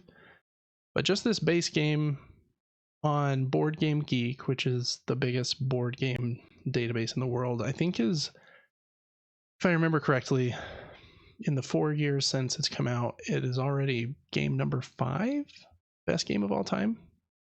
Wow. So I mean, yeah, it's risen a ton very quickly. There's only a few games that have gone up that quickly, that fast. Quickly that fast, those are the same words. But yeah, Dune Imperium is really great. Basically, it's you would think it might be kind of a war game being based off of Dune. I roll my dice to see if I beat your dude, but it's actually what we would call a Euro game. This might be a teaching moment here, Devin. There are kind of 2 different classes of board games generally. There are kind of American games that I can't think of great examples at this moment when I'm trying to teach you, but basically they rely a lot on luck and die rolls, things like Risk. I rolled 5, I get to kill one of your troops. Or Dungeons and Dragons is not like exactly a board game. It's kind of a tabletop RPG, but it kind of has those trappings as well. And then there is a class of games called Euro games that generally come out of places like Germany, and they have a lot less direct conflict in them. It's more like, instead of luck and die rolls, more like strategy. And I'm going to convert my silk resource into money, and whoever can be most efficient in this efficiency puzzle will be the winner. And I generally like Euro games better than American games, sometimes called Ameritrash, which is kind of a weird word that they use for that. But yeah, Dune Imperium, I think, is a Euro game. It does have a tiny bit of conflict at the end of each round, but basically you have a deck of cards. You start with 10. The game is called a deck builder because of this. You start with these 10 cards, and you'll be trying to purge the bad ones out of your deck and buy new ones in your deck. That's one of the main trappings of a deck building game, is to build your deck. So it takes deck building and then also adds in worker placement, which is a very common thing in modern board games, where you have a worker, place them on the board somewhere, and wherever you place them, you get to do something. Maybe that spot gives you money, or it lets you exchange something for something else, or it lets you take in a bonus action. And so your cards have 2 sections on them. They have one section that says, if you play this card down, then you can put one of your workers in a spot matching the symbols on the card. And then a bottom section that basically, at the end of the round, any cards that you didn't play to put workers down, of the 5 that you drew, you will reveal all of them and get to use that bottom section on all of your cards. So you're trying to get good cards, but you can use all your cards 2 different ways: to put out your workers, or to reveal at the end of the round to get more points in the combat, and whoever wins the combat will win some cool reward. And man, it's really It's a pretty simple game, actually. It's not overly complex, even though I may have made it sound complex from that explanation. But there's quite a bit of depth there because the cards can be used two different ways. And I went to this game night with people I've never been played with before. And there was this guy there. He has played Dune Imperium, I think 50 times, he said. And man, he was good. He knew like all the strategies and just absolutely crushed us. But it was fun to see like that level of depth, even though it's more fun to usually play with people around your level in games like that. But yeah, Dune Imperium is really great, and I don't know for sure, but I imagine you can get this version that I have for a pretty good price. I think a board game like that is usually like $60 at full price. But since it has a couple expansions out, it's been out for 4 years, it already has a sequel. I bet if you watch closely on Amazon or use the Board Game Deals Reddit page, I bet you could find Dune Imperium for 40 35 maybe, if you're lucky, sometime soon, maybe around Black Friday, which is forever in the future. But yeah, Dune Imperium, really loving lately. I think I've played it 4 times in the last few weeks, and yeah, I've just been thinking about it. And I bought it probably 4 years ago and only played it once solo against kind of the solo enemy. And I was like, man, this game seems okay. And on my top 100 games video that I was mentioning earlier, I think it's number like 97, because I filmed it in January at the start of this year. But yeah, since playing it 4 more times, it's gonna shoot up a lot this next year. Dune Imperium, super great. The art's really great, especially if you like the Dune movies. I really like sci-fi, and so yeah, it's a good one. But yeah, Devin, I think there's 2 games that both of us played on the trip, so I'll just maybe quickly show and tell them. And yes. Okay, first one here is called Fractured Sky. It's kind of a big box, so I don't know how great this is going to show and tell, but at least you'll be able to see that space octopus in the video. Sorry for the audio listeners. Basically, I'm holding up these games as we show them, but if you want to see what it looks like, Google Fractured Sky or any of the other ones I mentioned. Yeah, it's an interesting game where there's a lot of hidden information in this game. You're trying to find these starfall pieces at 10 different spots on the board, but you don't know where they're going to be each round. So you can spend some gold to peek at a card, and then you'll know where one of those starfalls are going to be at the end of the round. And it feels good to know things that other people don't. It's kind of the crux of this game is, okay, I know Devin peeked at that card, and then he put one of his troop pieces on this location on the board. Is he bluffing, or did he put 0 troops there? Kind of the cool thing about that is you have these ships that you send your troop tokens with, and they magnet to the bottom of your ships with some magnet piece with numbers on them from 0 to 10. And in a round, you can only send out a total of 10 cumulative troops across your 3 ships. So Devin could have sent out a 0 or a 10 or a 9 or a 2, anywhere between. And so you're kind of reading the other players, trying to figure out things that they don't know by peeking at these cards. It's super, super unique, and the pieces are gorgeous. And so it's really fun to play. I think I've played it 3 or 4 times now. I do have one complaint with it, which I think is the thing that Devin brought up the first time that we played it. But before I guess say that, anything that stood out to you about the game, Devin, or that you would want to mention about Fractured Sky? Ooh, I mean, there's goods and bads in my opinion. Like you said, you don't like games that are all just based on luck and rolling die or dice. I don't know how to pronounce it. Same thing with this game. It's hard to strategize when you have no idea what other people know. So my favorite way to play the game was to just peek at the same ones y'all peeked at, so that I knew the same information that you knew. I didn't win, right? But I don't like. You got close. I did. I got very close, and I didn't. It was hard to strategize when you knew a few things that I didn't. And so I can't decide if I loved that or not about the game. I enjoyed the game. The game was super fun. Had a good time. Yeah. But Yeah, I think it's really fun as well. And for the playtime, it's probably like 90 minutes. I think it's great for what it is. If it was any longer, I think I would like it less. Just because of what you said. You can sometimes get really lucky. Mm-hmm. You know, send out a piece here and it just to a certain location, and it happened to be one of the secret starfall, and maybe by some miracle it was also the objective for the round was to win that region. So boom, you got 2 points.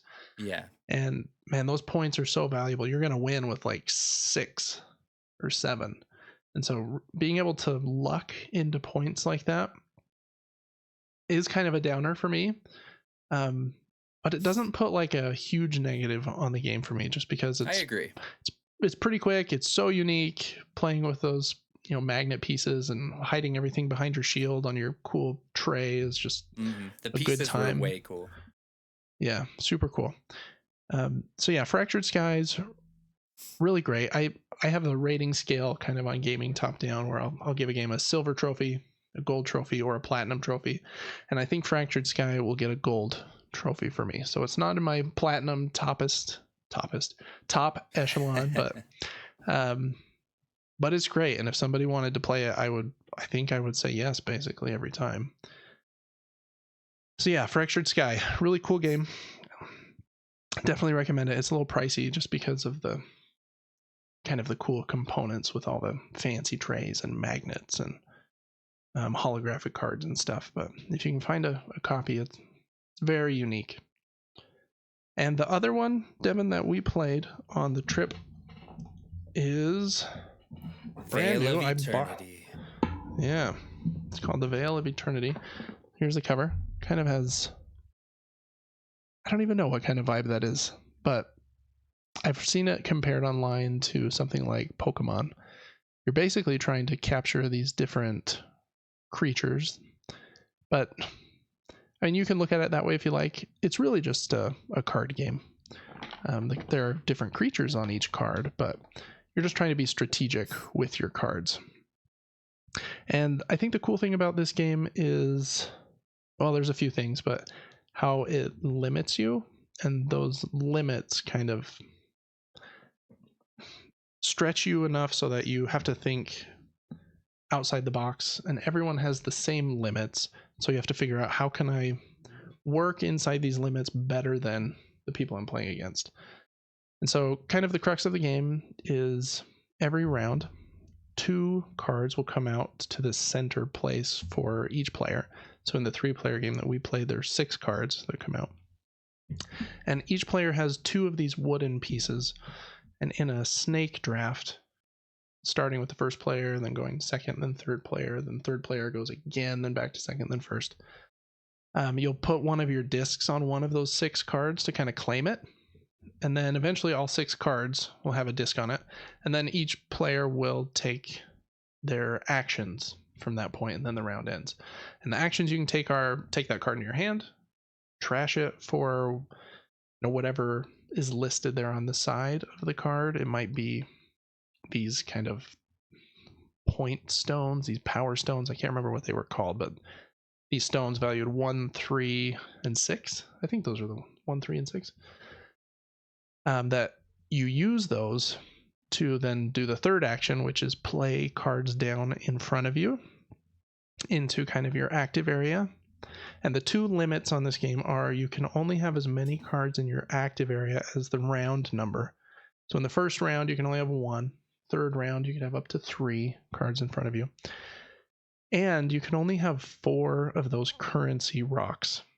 And you can never get change. And if you overspend for something, you don't get change back.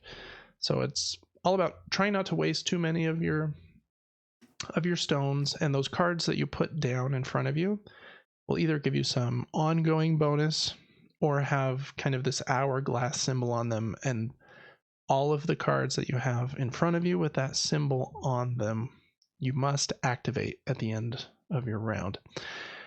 So it's all about trying to get cards that combo really well together to get the most points. And the game ends either at the end of the 10th round or after the end of the round when someone gets past 60 points. That was kind of a long explanation without anything on the screen to help that explanation go by. But yeah, it's actually, I really liked this game. I think, like I mentioned, those constraints on the stones that you pay for cards with and on how many cards you can put in front of you are really interesting, because it makes it sometimes worth it to do the fourth action, which is to pay the same amount of stones again to remove that card from your active area. I don't know that any of us did that, but it might be worth it just to clear up that space because it's valuable real estate. I know you liked this game quite a bit. I did like this game. Yes. For many reasons. I liked the combos. It reminded me of a video game. Not a specific video game, but just the idea of building something on top of something else to make like a super combo so that all I do is win. You know what I'm saying? It reminded me of like Remnant 2, actually. You have your character. You have 4 ring slots on the right. Let's make sure every ring slot has perks that all bounce off of each other in the best way so that I can just get even 5% more damage output. That type of thing. This game was also punishing, though. I had a strategy plan from the beginning. And your host, Dave, destroyed my plan. And yeah, there are a few cards in the game that are a little mean. Yeah, But I also liked that I could see what you guys were doing. Cards weren't hidden from me. I could come over and read your strategies on your cards. It was all out in the open, very strategic, and I think that's why it was my kind of game. I was like, I can mathematically figure out how to make a good combo. Yeah. But I don't think I won. Did I? I don't think you did either. Yeah. in both this game and Fractured Sky that we talked about, I think our younger brother won both of them. Or no, he didn't win that one.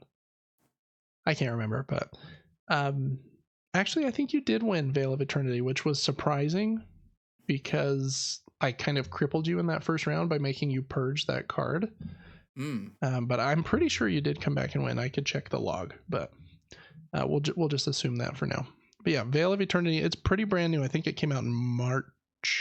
Yeah, good new Maybe game. a little earlier than that, but yeah, really cool game. The only thing I would say, I wish there were a few more cards, maybe 50 more cards or something, just for a little more variety. Yeah. I'm guessing if the game's popular enough, they'll release an expansion just with more cards, because I think the structure, the structure and kind of the flow of the game is already great, but with a little more variability, it could just be a little more different each time you play it. Yeah, good games. Cool. I'm going to skip that last one I had on the document, but good, because I don't remember it. No, that's all right. We played that one with the whole family. It was a big party game, but we'll skip that one for now. Yeah, that section, I thought that was really fun chatting about those. It went longer than I thought it would, to be honest. It's a lot of games to talk about. Yeah. All right, we're going to go through some news. Like I mentioned at the top, I don't think, news analysis necessarily will be like the main focus of our show. I want it to be a little more, fun than that. Neither me nor Devin we don't like work in the video game or board game industries. So it's not like we have connections that are like giving us scoops and stuff. We're just excited about the new games coming out, and sometimes news might be interesting. So I've got a few things listed here. Let's see if any of them are interesting to you. We'll first go over video game news. And this first one probably doesn't deserve to be number one, but I made it number one because it's most important to me. Number one, Hollow Knight Silksong has a new listing and rating in North Korea. A listing for the game popped up on the Xbox store on April Fool's Day, which is kind of funny. And I saw the Xbox's community manager or somebody tweeted no, this actually isn't an April Fool's joke. But then you're like, can we believe you? Who knows? So yeah, that was kind of funny. But then a couple days later, somebody found Silksong's it's not the ESRB because it's not in America, but it's like South Korea's ESRB where they rate games. So it was rated for South Korea back in February. And that is generally a sign that a game is getting imminent, because it has to be like content complete, and generally that's like the last step before you release something. And so it kind of has the internet in a buzz again that, okay, are we finally gonna get news about when this game is coming out? It was supposed to come out in the first half of 2023 after their Team Cherry being silent for a long time, but they delayed it, I think, in June sometime. So right at the end of the first half of 2023, they said it wouldn't come out then, but they didn't like give a new date at that time. So it's just kind of been silence there for a little bit. This is by far my most anticipated video game. Ooh, I'm also way excited. And so this is a big deal for me. I think it might go in conjunction with our number 2 news item a little bit, but I don't know. I'm just going to read the Silksong synopsis just because I think it sounds cool. But from Video Games Chronicle had the synopsis along with that news from the article I just read. According to its developer, Silksong will feature a brand new kingdom, over 150 different enemies, and a Silk Soul mode, a new difficulty setting that greatly changes the game after the first playthrough. Players control Hornet, who is awesome. Hornet's so cool. A princess protector of Hollow Nest, and adventure through a kingdom ruled by Silk and Song. Captured and brought to this unfamiliar world, Hornet must battle foes and solve mysteries as she ascends on a deadly pilgrimage to the kingdom's peak. The game's official blurb reads: as the lethal hunter Hornet, journey to all new lands, discover new powers, battle vast hordes of bugs and beasts, and uncover ancient secrets tied to your nature and your past. End quote.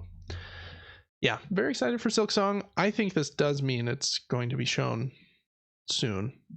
I don't know when that will be, obviously, but it was the first one. They kind of had a Nintendo partnership, and I think it came to Switch like a year before it came to everything else, but I think it is coming day and date to every platform this time, but I don't know who will have the marketing rights to it, because it seemed like Nintendo did for a while. But anyways, we'll see. Are you excited for Silksong, Devin? Very much so, sir. I loved the first game. Played it on stream a second time. I think I've played it on my own third time. Yeah. Super good. Very impressive. I think you told me it was made by 2 individuals. I think Team Cherry was 2 people. They might have whatever it was for this game. I'm small not sure. Team made a great game that was difficult, fun to learn boss movements and skill sets. I'm stoked. And to play as a different character on the sequel, that's cool. Yeah, it'll be interesting. She moves very differently just in some of the gameplay that they released, years ago. So yeah, I'm very, very excited for that. Cool. Number 2, maybe this will be in conjunction with Silksong, who knows? But according to Jeff Grubb, he is at Giant Bomb, and he is one of the most well-connected people in the video game industry by far. He says that he's heard multiple times that Sony is planning a presentation for the month of May. Maybe that's let's see, I'll read the quote here. When talking about the ESRB rating for Silent Hill 2 Remake, he said, I have heard that there will be a PlayStation something, either a state of play or a showcase next month in May. So this is probably going to be there. 2 things. Could Silksong be at the showcase? Maybe not, but I'm guessing that they'll probably show the PlayStation 5 Pro, which would be cool, if this is indeed a showcase and not a state of play. And I wonder if they'll show, I think Insomniac's Wolverine game is still supposed to come out this year. And then they have a couple other games they announced last year that haven't come out. I think Concord and Fair Games, which are supposed to be like live service kind of shooter games, I believe. But anyways, sounds like there may be some kind of presentation next month, which would be fun. Maybe it'll be on my birthday. We'll see. Second thing, any interest in the remake for Silent Hill 2. Oh, Have you played any Silent Hills before? I feel like maybe I've caught a glimpse of the originals. Were they on like PS1? Yeah, I remember playing through a little bit of the first one at Grandma's house on our uncle's PlayStation 1. We had no idea what we were doing, basically just walking through some fog, and there were some weird monsters. I thought they had a cool vibe. Yeah. To answer And your being made question, by... Yeah, go ahead. I love all things horror. So, and I've seen all of the Silent Hill movies. So absolutely. Anything I can play that's horror themed, as long as it gets, like a 70% rating or above, maybe something like that, or just mostly positive reviews on Steam, I'm in. Yeah. Devin's got that low threshold for horror. He'll play and watch all of it. I just want to see if something can really scare me. Yeah.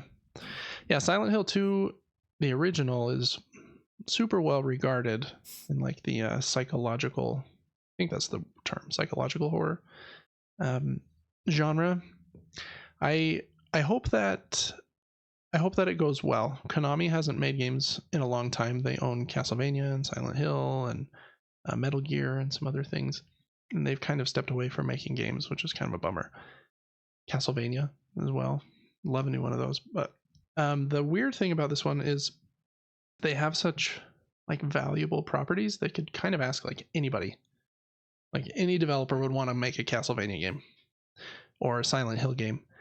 And so how much does it hurt or help your excitement that this Silent Hill 2 game is being made by the same company that made, drumroll please, The Medium? I think you played that one on stream. That game was fine. The Medium was fine. Yeah. But it didn't blow me away, like, at all. I remember that section of you running towards the camera down that hallway. Yeah, a little Crash Bandicoot memory. Yeah. Mm-hmm. Yeah, there's a pretty big sentiment online that people don't think this team is ready for this remake of such a loved game. I want every game to be great, so I hope it's amazing. Yeah, I was going to say, I hope so. Yeah, so we'll see. But anyways, maybe a Sony State of Play or a showcase next month, and we'll see. I would imagine that this Silent Hill 2 thing would be there, since Sony seems to have a pretty good partnership with Konami, both being Japanese companies and all.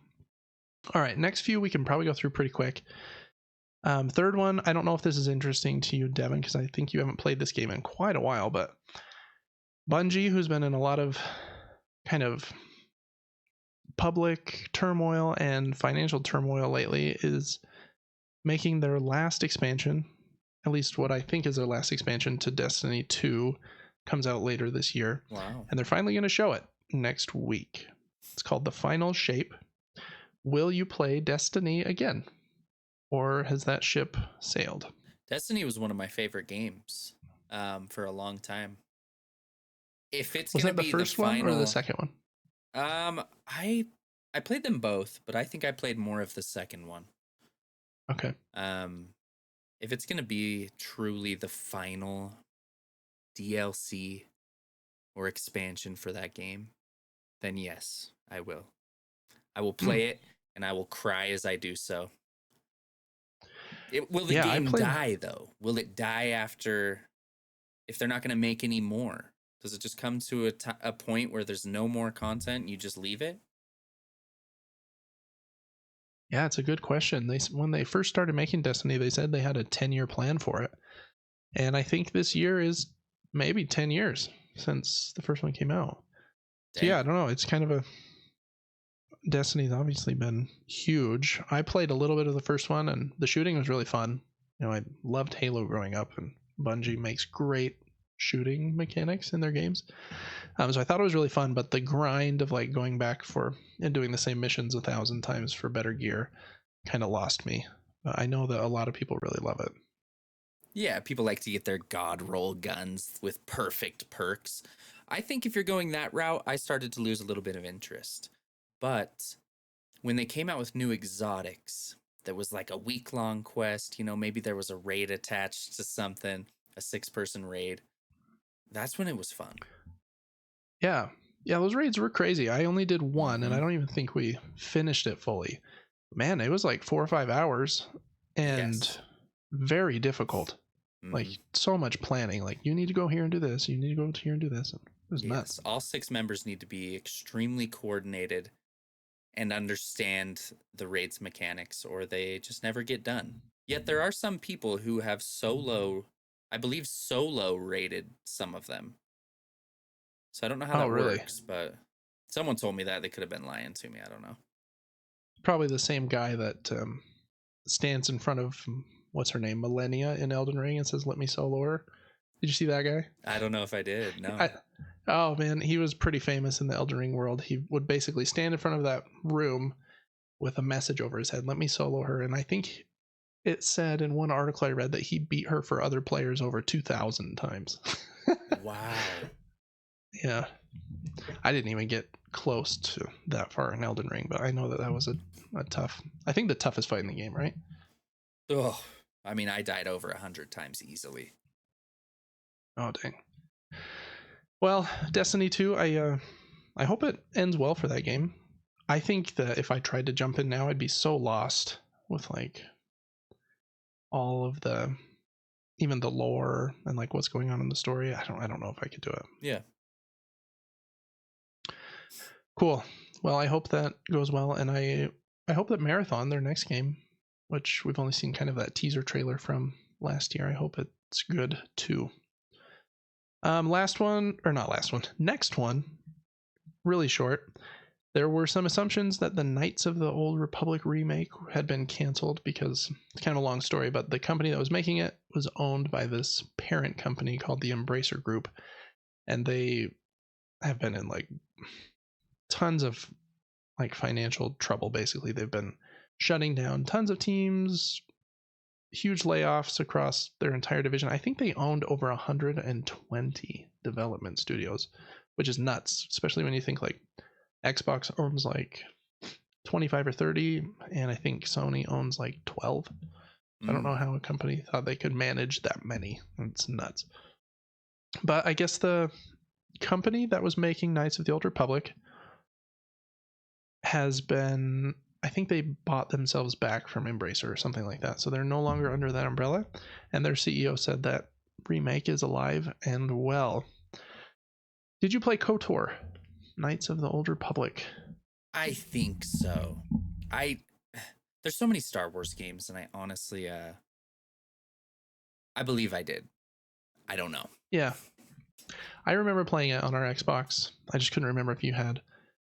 It was really cool. I liked like how many worlds there were. There was like a big part of the game where you could go play on Kashyyyk, where all the Wookiees live. Um, and the story was really cool. I really liked that you could make decisions and they were like very impactful. You could decide to be like totally a good Jedi or like join the dark side. And that part was really cool. I think it even affected the ending. Like you could, I don't want to get into spoilers for that game, but I think it greatly affected the ending of the game. I never played the second one, and I didn't really like the combat in it. It was very much like not totally turn-based, but I tell my character I want them to attack, and then they run up and smack the enemy. And I've never super vibed with turn-based games, but I remember liking this one more than probably any other that I have. So I hope it comes out and is great. That'd be cool. I am a little tired of Star Wars stuff, but there are some Star Wars properties that have been really good. The Mandalorian's great, and the Star Wars Jedi series actually is really super. Really liked that new one. Had some great story moments. It's super. You should play that on stream. I think it's a good one. All right, well, that's Knights of the Old Republic. Next one, really simple. You've been playing Dragon's Dogma 2. It was announced that they've sold 2.5 million copies in, I think, it was 10 days or 2 weeks or something, which I think is pretty good for them. They announced the series is at 10 million. Yeah, pretty short update there. Seems like the game is doing well. It seemed like it had a lot of buzz and kind of hype right before launch. So I think that number will grow, maybe even double here shortly, because it seems like it might have legs. We'll see. Helldivers 2, we mentioned earlier in the show. It has a lot of new things. First of all, it has a new patch, which I believe balance more of the weapons, and kind of along with that patch, there was kind of a push for the Helldivers to to kind of save this one planet from the automatons. I forget what it's called, Malevolent Creek. I think that was the name of it. It was a really difficult planet or something, and I think they finally did liberate that planet. But after this patch came out, have you seen any of these new automaton enemies? Someone saw like these flying spaceships in the sky, and then there's kind of like in Star Wars those, I think they call them the AT-ATs, in Empire Strikes Back, the walkers in the snow. Yeah. That have like 4 legs and are really big. They kind of look like those a little bit, kind of walking around. It's like a tank with legs. So it seems like there's some new enemies they're going to drop out. Awesome. I really like how they've been rolling these things out. They'll kind of tease things. I saw at one point there were like some lasers showing up on one planet, and someone tweeted at the developers and they were like, no, that's definitely not real. And then like the next day they were like, oh yeah, they're totally real. So they're just like doing some fun things there. There's also a new War Bond launching on April 11th. I think Sony announced that today, which will be really cool for people to earn new stuff. I think there were a new light, medium, and heavy armor set, a couple new weapons, and probably some other cosmetic things I can't remember, capes and stuff. Yeah, War Bond is basically a free battle pass, I believe. Yeah. So really cool. I'm excited to jump back into that and see everything that's new just in the last like month since we played it. It's cool that it can change that much that quickly. And then last thing for video game news, lots of free games to at least mention that are free with different subscriptions. In the first section here, the PlayStation Plus Essential games have been announced. They are available now if you're listening to this, and it's still April 2024. I think they went available on Tuesday. Maybe it's Wednesday now, I can't remember. But Immortals of Avium is the first one and kind of the headliner. I think it came out about 7-8 months ago and didn't sell very well, so I think like half of that team that made it has been laid off. But I think a lot of people have actually liked it. It has kind of a cult following, so I'm excited to try it. It's kind of a first-person shooter, but instead of guns, you use magic, which sounds interesting to me. And it has that actor that's in that's that Netflix show. I can't remember. It has a famous actor from some Netflix shows in it. So excited to try that one. Then a couple other ones, Minecraft Legends, which is probably for some people. Minecraft stuff is just not really for me. I think this one is more of a self-contained story, so I would maybe be more interested in that than base Minecraft, which just never ends. But and then the last one, Skull the Hero Slayer, I think is kind of a roguelite game, so I might check that one out since I'm a huge fan of those. There's also an Overwatch 2 bundle if you want some stuff for Overwatch 2. They also announced a couple of games that are coming to PS Plus Extra.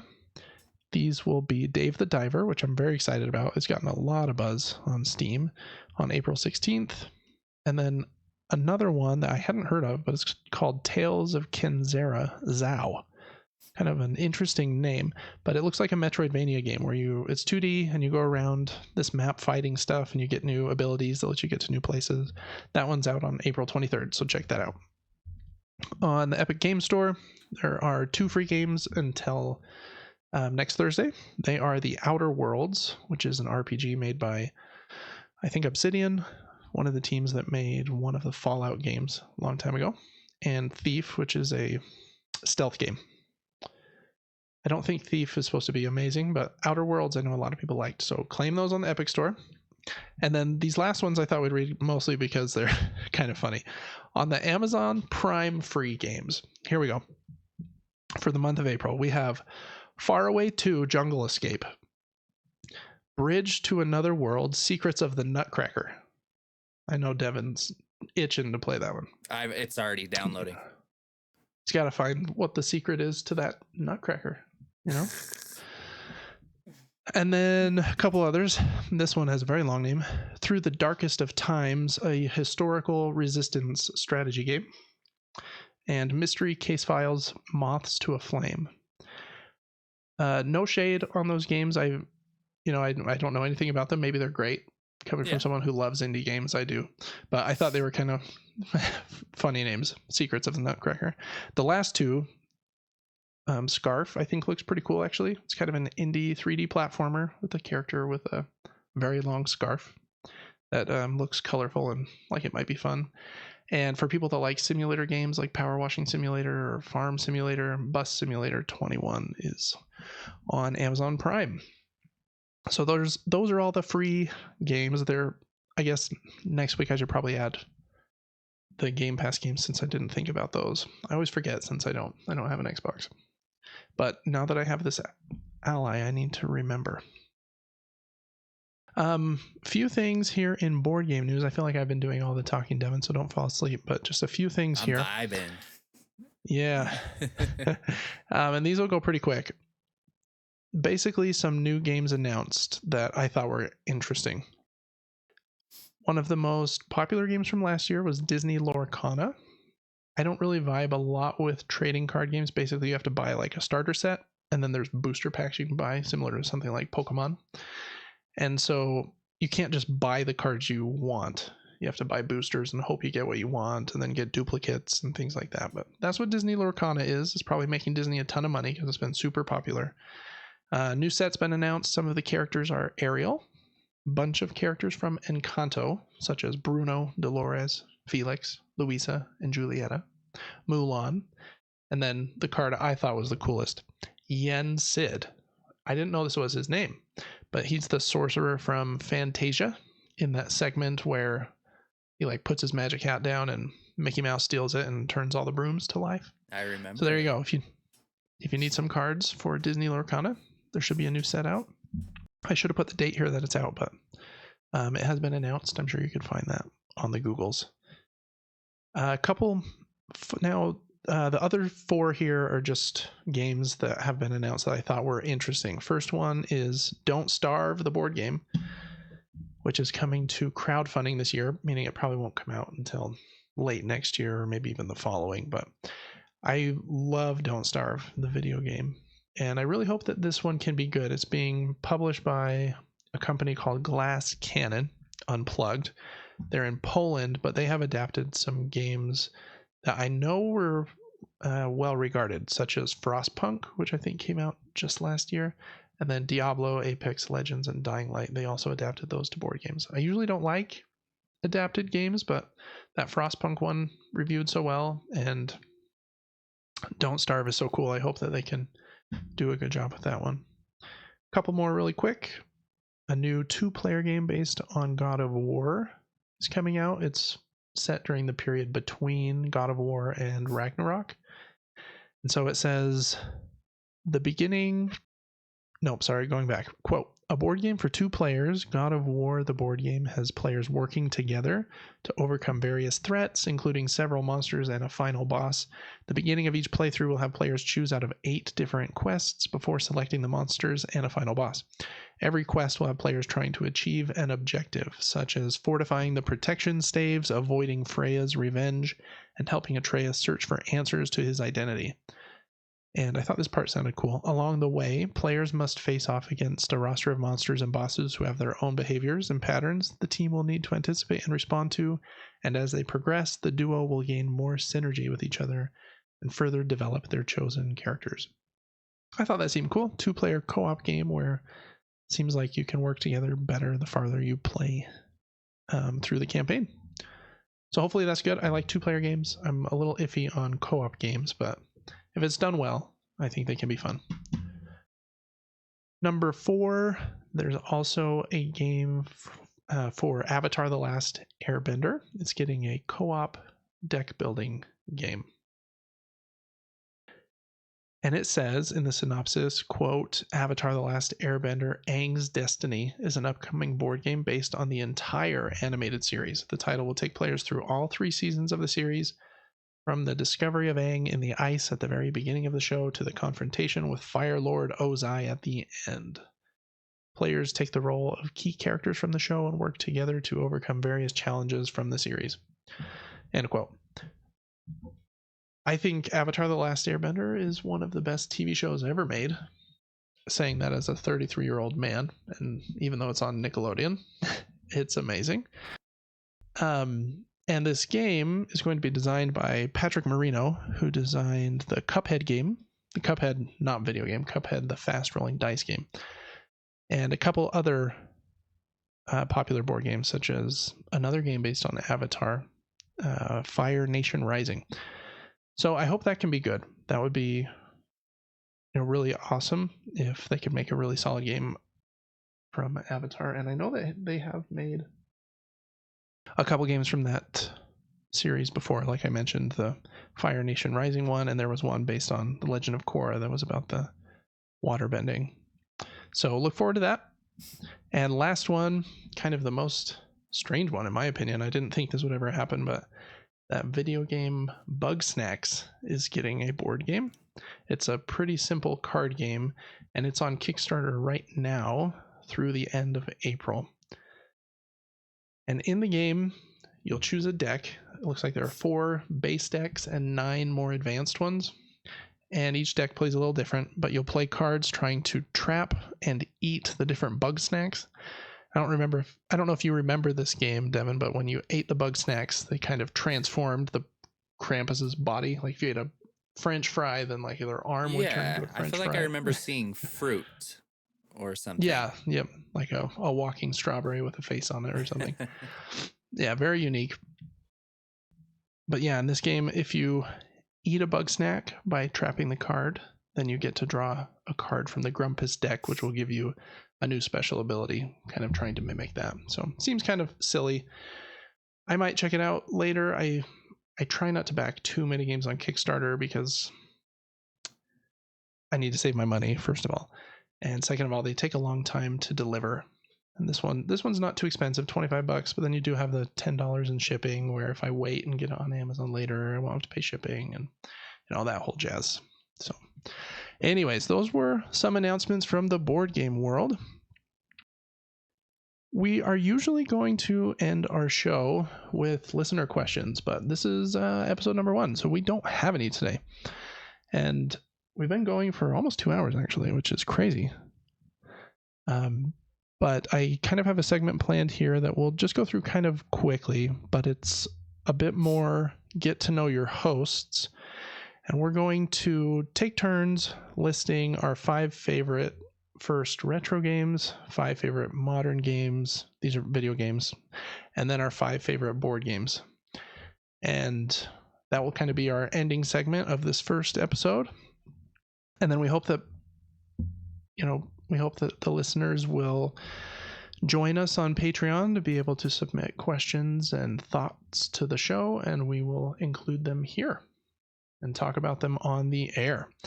So first thing first, let's do our retro games. This will kind of age us a little bit, but I think it'll be good.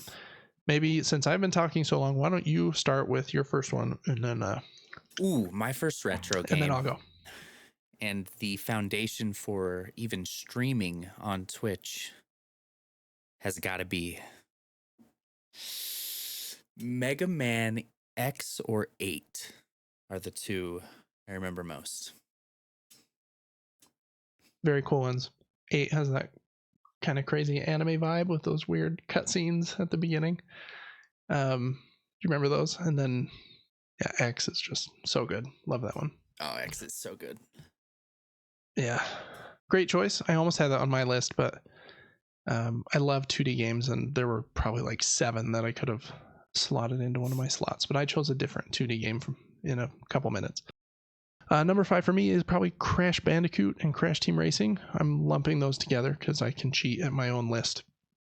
But man, I remember playing those a ton. The levels riding the baby polar bear, jumping on the baby polar bear in kind of the menu section, and if you slammed on him to get the extra lives. So yeah, just great games. Kind of where my love for Naughty Dog started, was way back then, long time ago. My number 2 is gonna be, just for the nostalgia, I'm gonna go with Ape Escape. Oh, good choice. Love Ape Escape. I remember, I think when we got that game, Dad didn't know that you can only play that game if you had the new DualShock controller, and we didn't have one. So I'm pretty sure we put the disc in, and it said, sorry, you can't play this without a DualShock, because the first PlayStation controllers didn't have either of the joysticks, which is kind of crazy. So we had to go out and buy one, and I'm pretty sure we bought this like red crappy Mad Catz one that broke pretty quickly. But yeah, that game was really great and memorable for sure. Next one for me was Donkey Kong, that came out in 1994 for the Game Boy. This game was really cool. I thought it was just kind of an emulation of the arcade cabinet that has those 4 levels that you repeat and repeat and repeat to get a high score. And I don't know, maybe other people knew this back in the day, but I didn't know. But once you beat those 4 levels, the game just continues, and there's 96 more. So I had like 100 levels kind of hidden after that section. Wow. And that's kind of where the Mario versus Donkey Kong series came from. Mario has to collect these keys to open doors, and it's kind of a little puzzle game, but really great game on the original Game Boy. Okay, we're at number 3. I'm gonna go with SNES Battletoads. Oh, great choice. Battletoads Cross Double Dragon. That one? Yeah. Where you could choose between the 3 toads and the 2 bros in the tanks, you know? Yeah, and I feel like nobody ever chose them. Everybody wanted to be, what were their names? Pimple and Zitz. Zit and... Oh, what is the other Wart, one? maybe? I can't remember. It might be. Maybe. That game's so stinking hard. Very hard. Very fun. But man, some of those levels are just brutal. Cool. That's a great choice. Loved that one. Played it at our cousin's house all the time. My number 3 is the original Splinter Cell trilogy from the Xbox. Really great. I remember getting that first one for Christmas when I was 13, I think. And yeah, thinking, wow, this is so crazy. They can't see me when I'm hiding in the shadows. I'm like a silent ghost here. Just, yeah, kind of my first grown-up game. I think it was the first video game I ever got that was rated T. So I felt like a big kid for a minute, and what a great game. Those are super. Yeah, I just bought like this. Too. Yeah, I just bought the Splinter Cell collection on Steam, and I'm excited to play them again on my Ally. So very, very much love Splinter Cell. Number 4. I'm going to pick, just for the nostalgia, they're probably not even good games, but I'm going to pick Rampage. Oh, yeah. I have a lot of old games I could pick just for the nostalgia. But I just remember playing it on a handheld device. I don't know if this was an Atari Lynx or a Game Gear. I think it was a Lynx. Okay. Those were cool. You could our neighbors had some. That's probably where you played it. Probably. At the Crawfords. They had a couple, and I think you could connect them with a cable, maybe, and then play together. I'm pretty sure you could.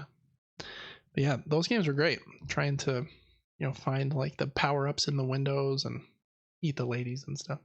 Yeah, Rampage is super cool. My number 4 here retro game is Zelda. And the Zelda I'm going to say is probably not everyone's favorite, but it's Twilight Princess.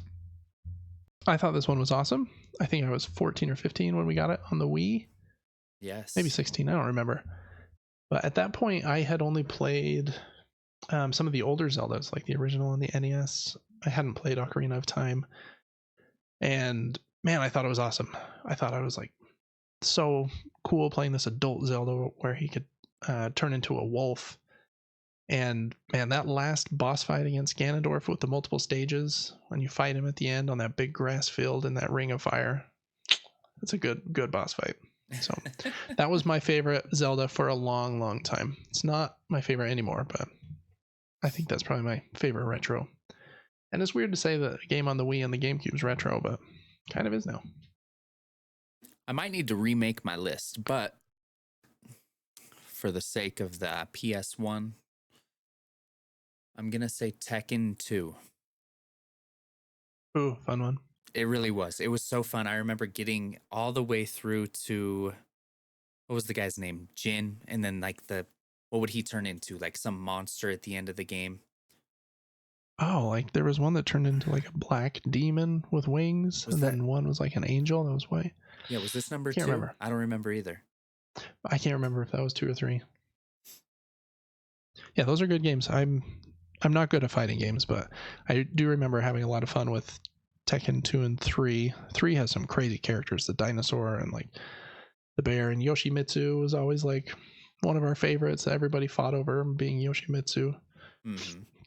Good games. I've heard that Tekken 8 is supposed to be really great, but I don't know if I can get into that scene anymore. Yeah, I know some people playing it. Yeah. All right, and my number 1 favorite retro game is got to be Donkey Kong Country 2, Diddy's Conquest. And I know it's probably blasphemy to some people for me to put that above like Super Mario World, which I also love. Mm-hmm. But I think I do like it better, just barely. But that's probably like my favorite platforming game. It's so good. Great music, great art. Super game. Modern games. Number 5 for me is... Ooh, no, if number 5 isn't the very favorite, I'm gonna go Sekiro as number 5. Great one. I can't decide if Sekiro or Bloodborne is my favorite Souls game. That's fair. Yeah, Sekiro's great. Super good. My number 5 is another Zelda game, and it's got to be Breath of the Wild, just because I haven't finished Tears of the Kingdom. And man, what a cool game that was when it came out. Basically, Nintendo launched the Switch with basically only that game, and nobody cared because it was the best game. So didn't need any others. Great game.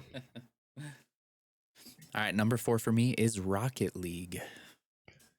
I've got nice choice. Probably, I mean, I don't even know how much time, 70 something days played in that game, which is embarrassing. That's a lot of days. Yes. Well, that's why you're so good at it. So is what it is. My number 4 modern game. I cheated again. I cheat on both of the next 2. Spelunky 1 and 2. I think these games got me into like really difficult like roguelike games where when you die you start over at 0. And there are some things you can do like unlock shortcuts and stuff, but that's not the real way to play Spelunky. It's start over and try to finish the entire game. In the first one, finish all the way through hell, beat the last boss. And man, those runs are tense, but so good. It really, you feel so good when you've beat one of those games because they are brutal. Just so difficult. You can die on a set of spikes in like half a second. Oh yeah. Spelunky's amazing though. Mm-hmm. My next modern game. What will I pick? I mean, I know we already talked about it, but when I think about the past, I have to go with Destiny 2. Oh, nice. I played that game too much. Very fun. It was a good game. I don't know if it's still good. I've been away from it, but... Yeah, I've heard ups and downs. People really like some of the expansions and other ones not quite as much, but yeah, good choice. My number 3 is both parts of The Last of Us. Really, really amazing as far as like story is concerned. It's almost difficult to play because it's like so violent and like harrowing almost, and what the people in that game go through is crazy. Mm-hmm. And the HBO show is also amazing, so highly recommend that, but it's very, very brutal. So if you're not ready for that, don't play it. But if you are ready to ask yourself some difficult questions and play a crazy game that, And The Last of Us Part 2 is like so beautiful. I don't even know how they made it that good on the PlayStation 4. Like it looks better than most PlayStation 5 games. It's nuts.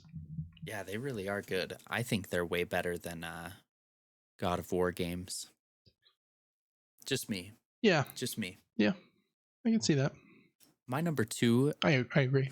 is going to be Elden Ring. Fantastic game. Massive. I looked forward to it for years and years and years from the moment I figured out it was coming out. And then we got to stream it. And hundreds and hundreds of hours in that game too. Yeah, you did play that one a lot. I feel like you helped me a lot with difficult sections. I did like that one has co-op. It was a bummer you couldn't use the horse friend, the mount, in co-op, but I think some people did patch that in or mod that in on PC, but I play most of my games on PlayStation, so we didn't get that luxury. Number 2 for me is one you already said. It's also Rocket League. I don't have quite as much time as you, but man, for a long time, that was like the only game that I played. Oh, yeah. I'm nervous to start back into it again because I feel like I just will never stop playing it. It's great, but it can suck up your whole life for sure. Very true. Number 1 for me is, you already know, Bloodborne. I want to put a / and put Lies of P, but I almost can't do it.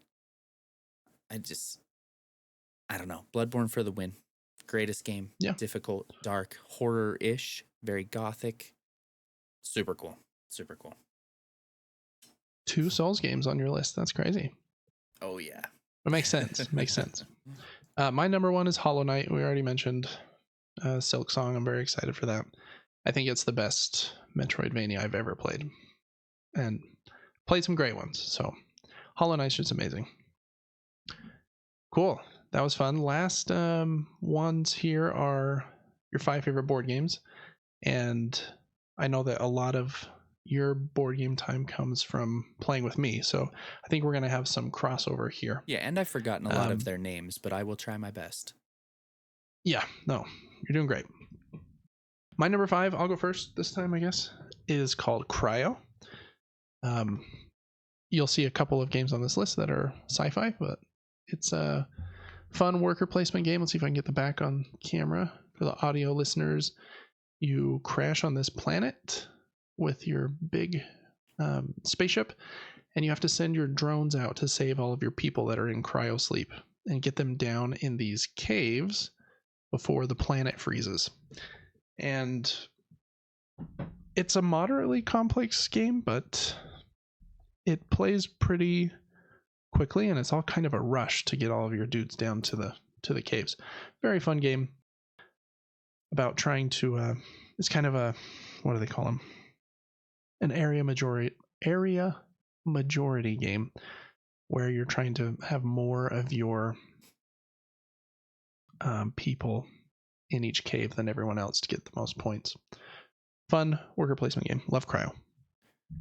In no specific order, I'm going to start with Veil of Eternity. We already talked about it today. It's the very strategic game we talked about where you can know your enemy's moves, different strategies on each card, and building combos. That's what I remember about it. Yeah. Yep. We did talk about it. Great one. My next one's a big game. I couldn't grab all the boxes because I have many for it. But I think it might also be on your list at some point. But it is Root. Root is a game that is pretty complex because every person chooses a character and they all play very differently from each other. And the different animals of this forest are fighting over control of the forest. It's a pretty long game. You have to be ready for 2.5 hours, maybe even 3 hours. But man, it's great. The artwork is super, and the fact that all of those factions that are so different can work together in a game is super cool. I'm gonna go with next, Dice Throne. I don't know too much about the game, but the few times I've played it, it's fantastic. Great choice. That was a little bit of a spoiler, me disappearing there for a minute, but might also be on my list in a moment. My number 3 is another sci-fi game. It's called Pulsar 2849. And in this game, you draft dice to do different things. You can send your loud noises. You can send your ships out to fly around outer space. You can build new satellites or these gyrodynes that rotate around planets. A really good Euro game. It's a little thinky, trying to get the most out of the 16 turns that you have in the game. I'm not as well equipped in knowledge in the board game industry, but I'm going to also say Root as number 3. That game was beautiful. Yeah, I remember you liked it. I think you've played it maybe twice, but yeah, good choice. And I'll pull up Dice Throne because it's my number 2. I have, there are multiple versions. This is the the Marvel version. Very fun game. It's kind of like Battle Yahtzee. You choose a character and roll dice against someone else to try to defeat their character with your Yahtzee rolls before they defeat you. Super good. I've forgotten the last 2 names of the ones I was going to say. We played a tree game one time. Yep. A tree with shadows. That's all I remember, but I enjoyed it. It's great. Yep. It's called Evergreen. Evergreen. Yeah, I'll just pull it out because I remember you mentioning it real quick. Super good game. Comes in a nice thin box. And basically the sun rotates around your board. And you're trying to gather sunlight with your trees, but not blocking the other trees with the shade from the sun. Fun puzzle. Good choice. My last one has to be Welcome to the Moon. It's the sequel to Welcome to Your Perfect Home, a flip and write game where you flip over cards and then choose one of the 3 sets and then write a number on your board. But it has like 8 different campaigns inside of the box, and it's really great. I think it's the best roll and write game ever, sequel to my wife's favorite game, and yeah, it's just amazing. Welcome to the Moon is super. And all 5 of those games are on my top 100 games of all time video in that order. But if you want to see the other 95, check that out. Cool. I'm going to go with a game that you would completely disagree with, and probably anyone listening, but it's very sentimental to me. I'm going to go Yahtzee. I remember playing Yahtzee, I love Yahtzee as a kid, and I would say that game means the most to me of most games. Oh, I agree. I remember getting for Christmas when we were young those little Yahtzee, little electronic games where you could play just on the little device that ran on batteries, and playing hundreds of games of Yahtzee. And I think that's why I like Dice Throne so much. It's because it's kind of evolved from that. So yeah, I love Yahtzee. So I think that's a great choice. Cool.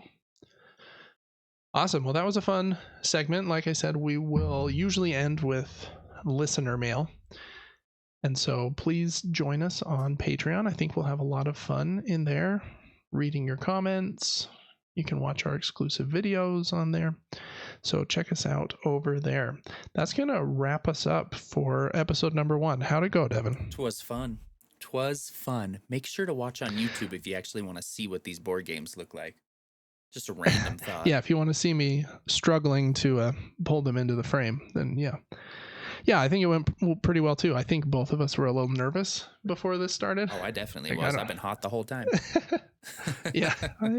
Oh, it's definitely a little warm in this room too with lights on me, but awesome. Well, thank you so much for joining us. I hope you sleep well now that it's late. It's after midnight. You need to go to bed, Mr. Streamer. But we'll see you on the next one. And thanks so much for stopping by the Game Brothers podcast, everybody. See ya.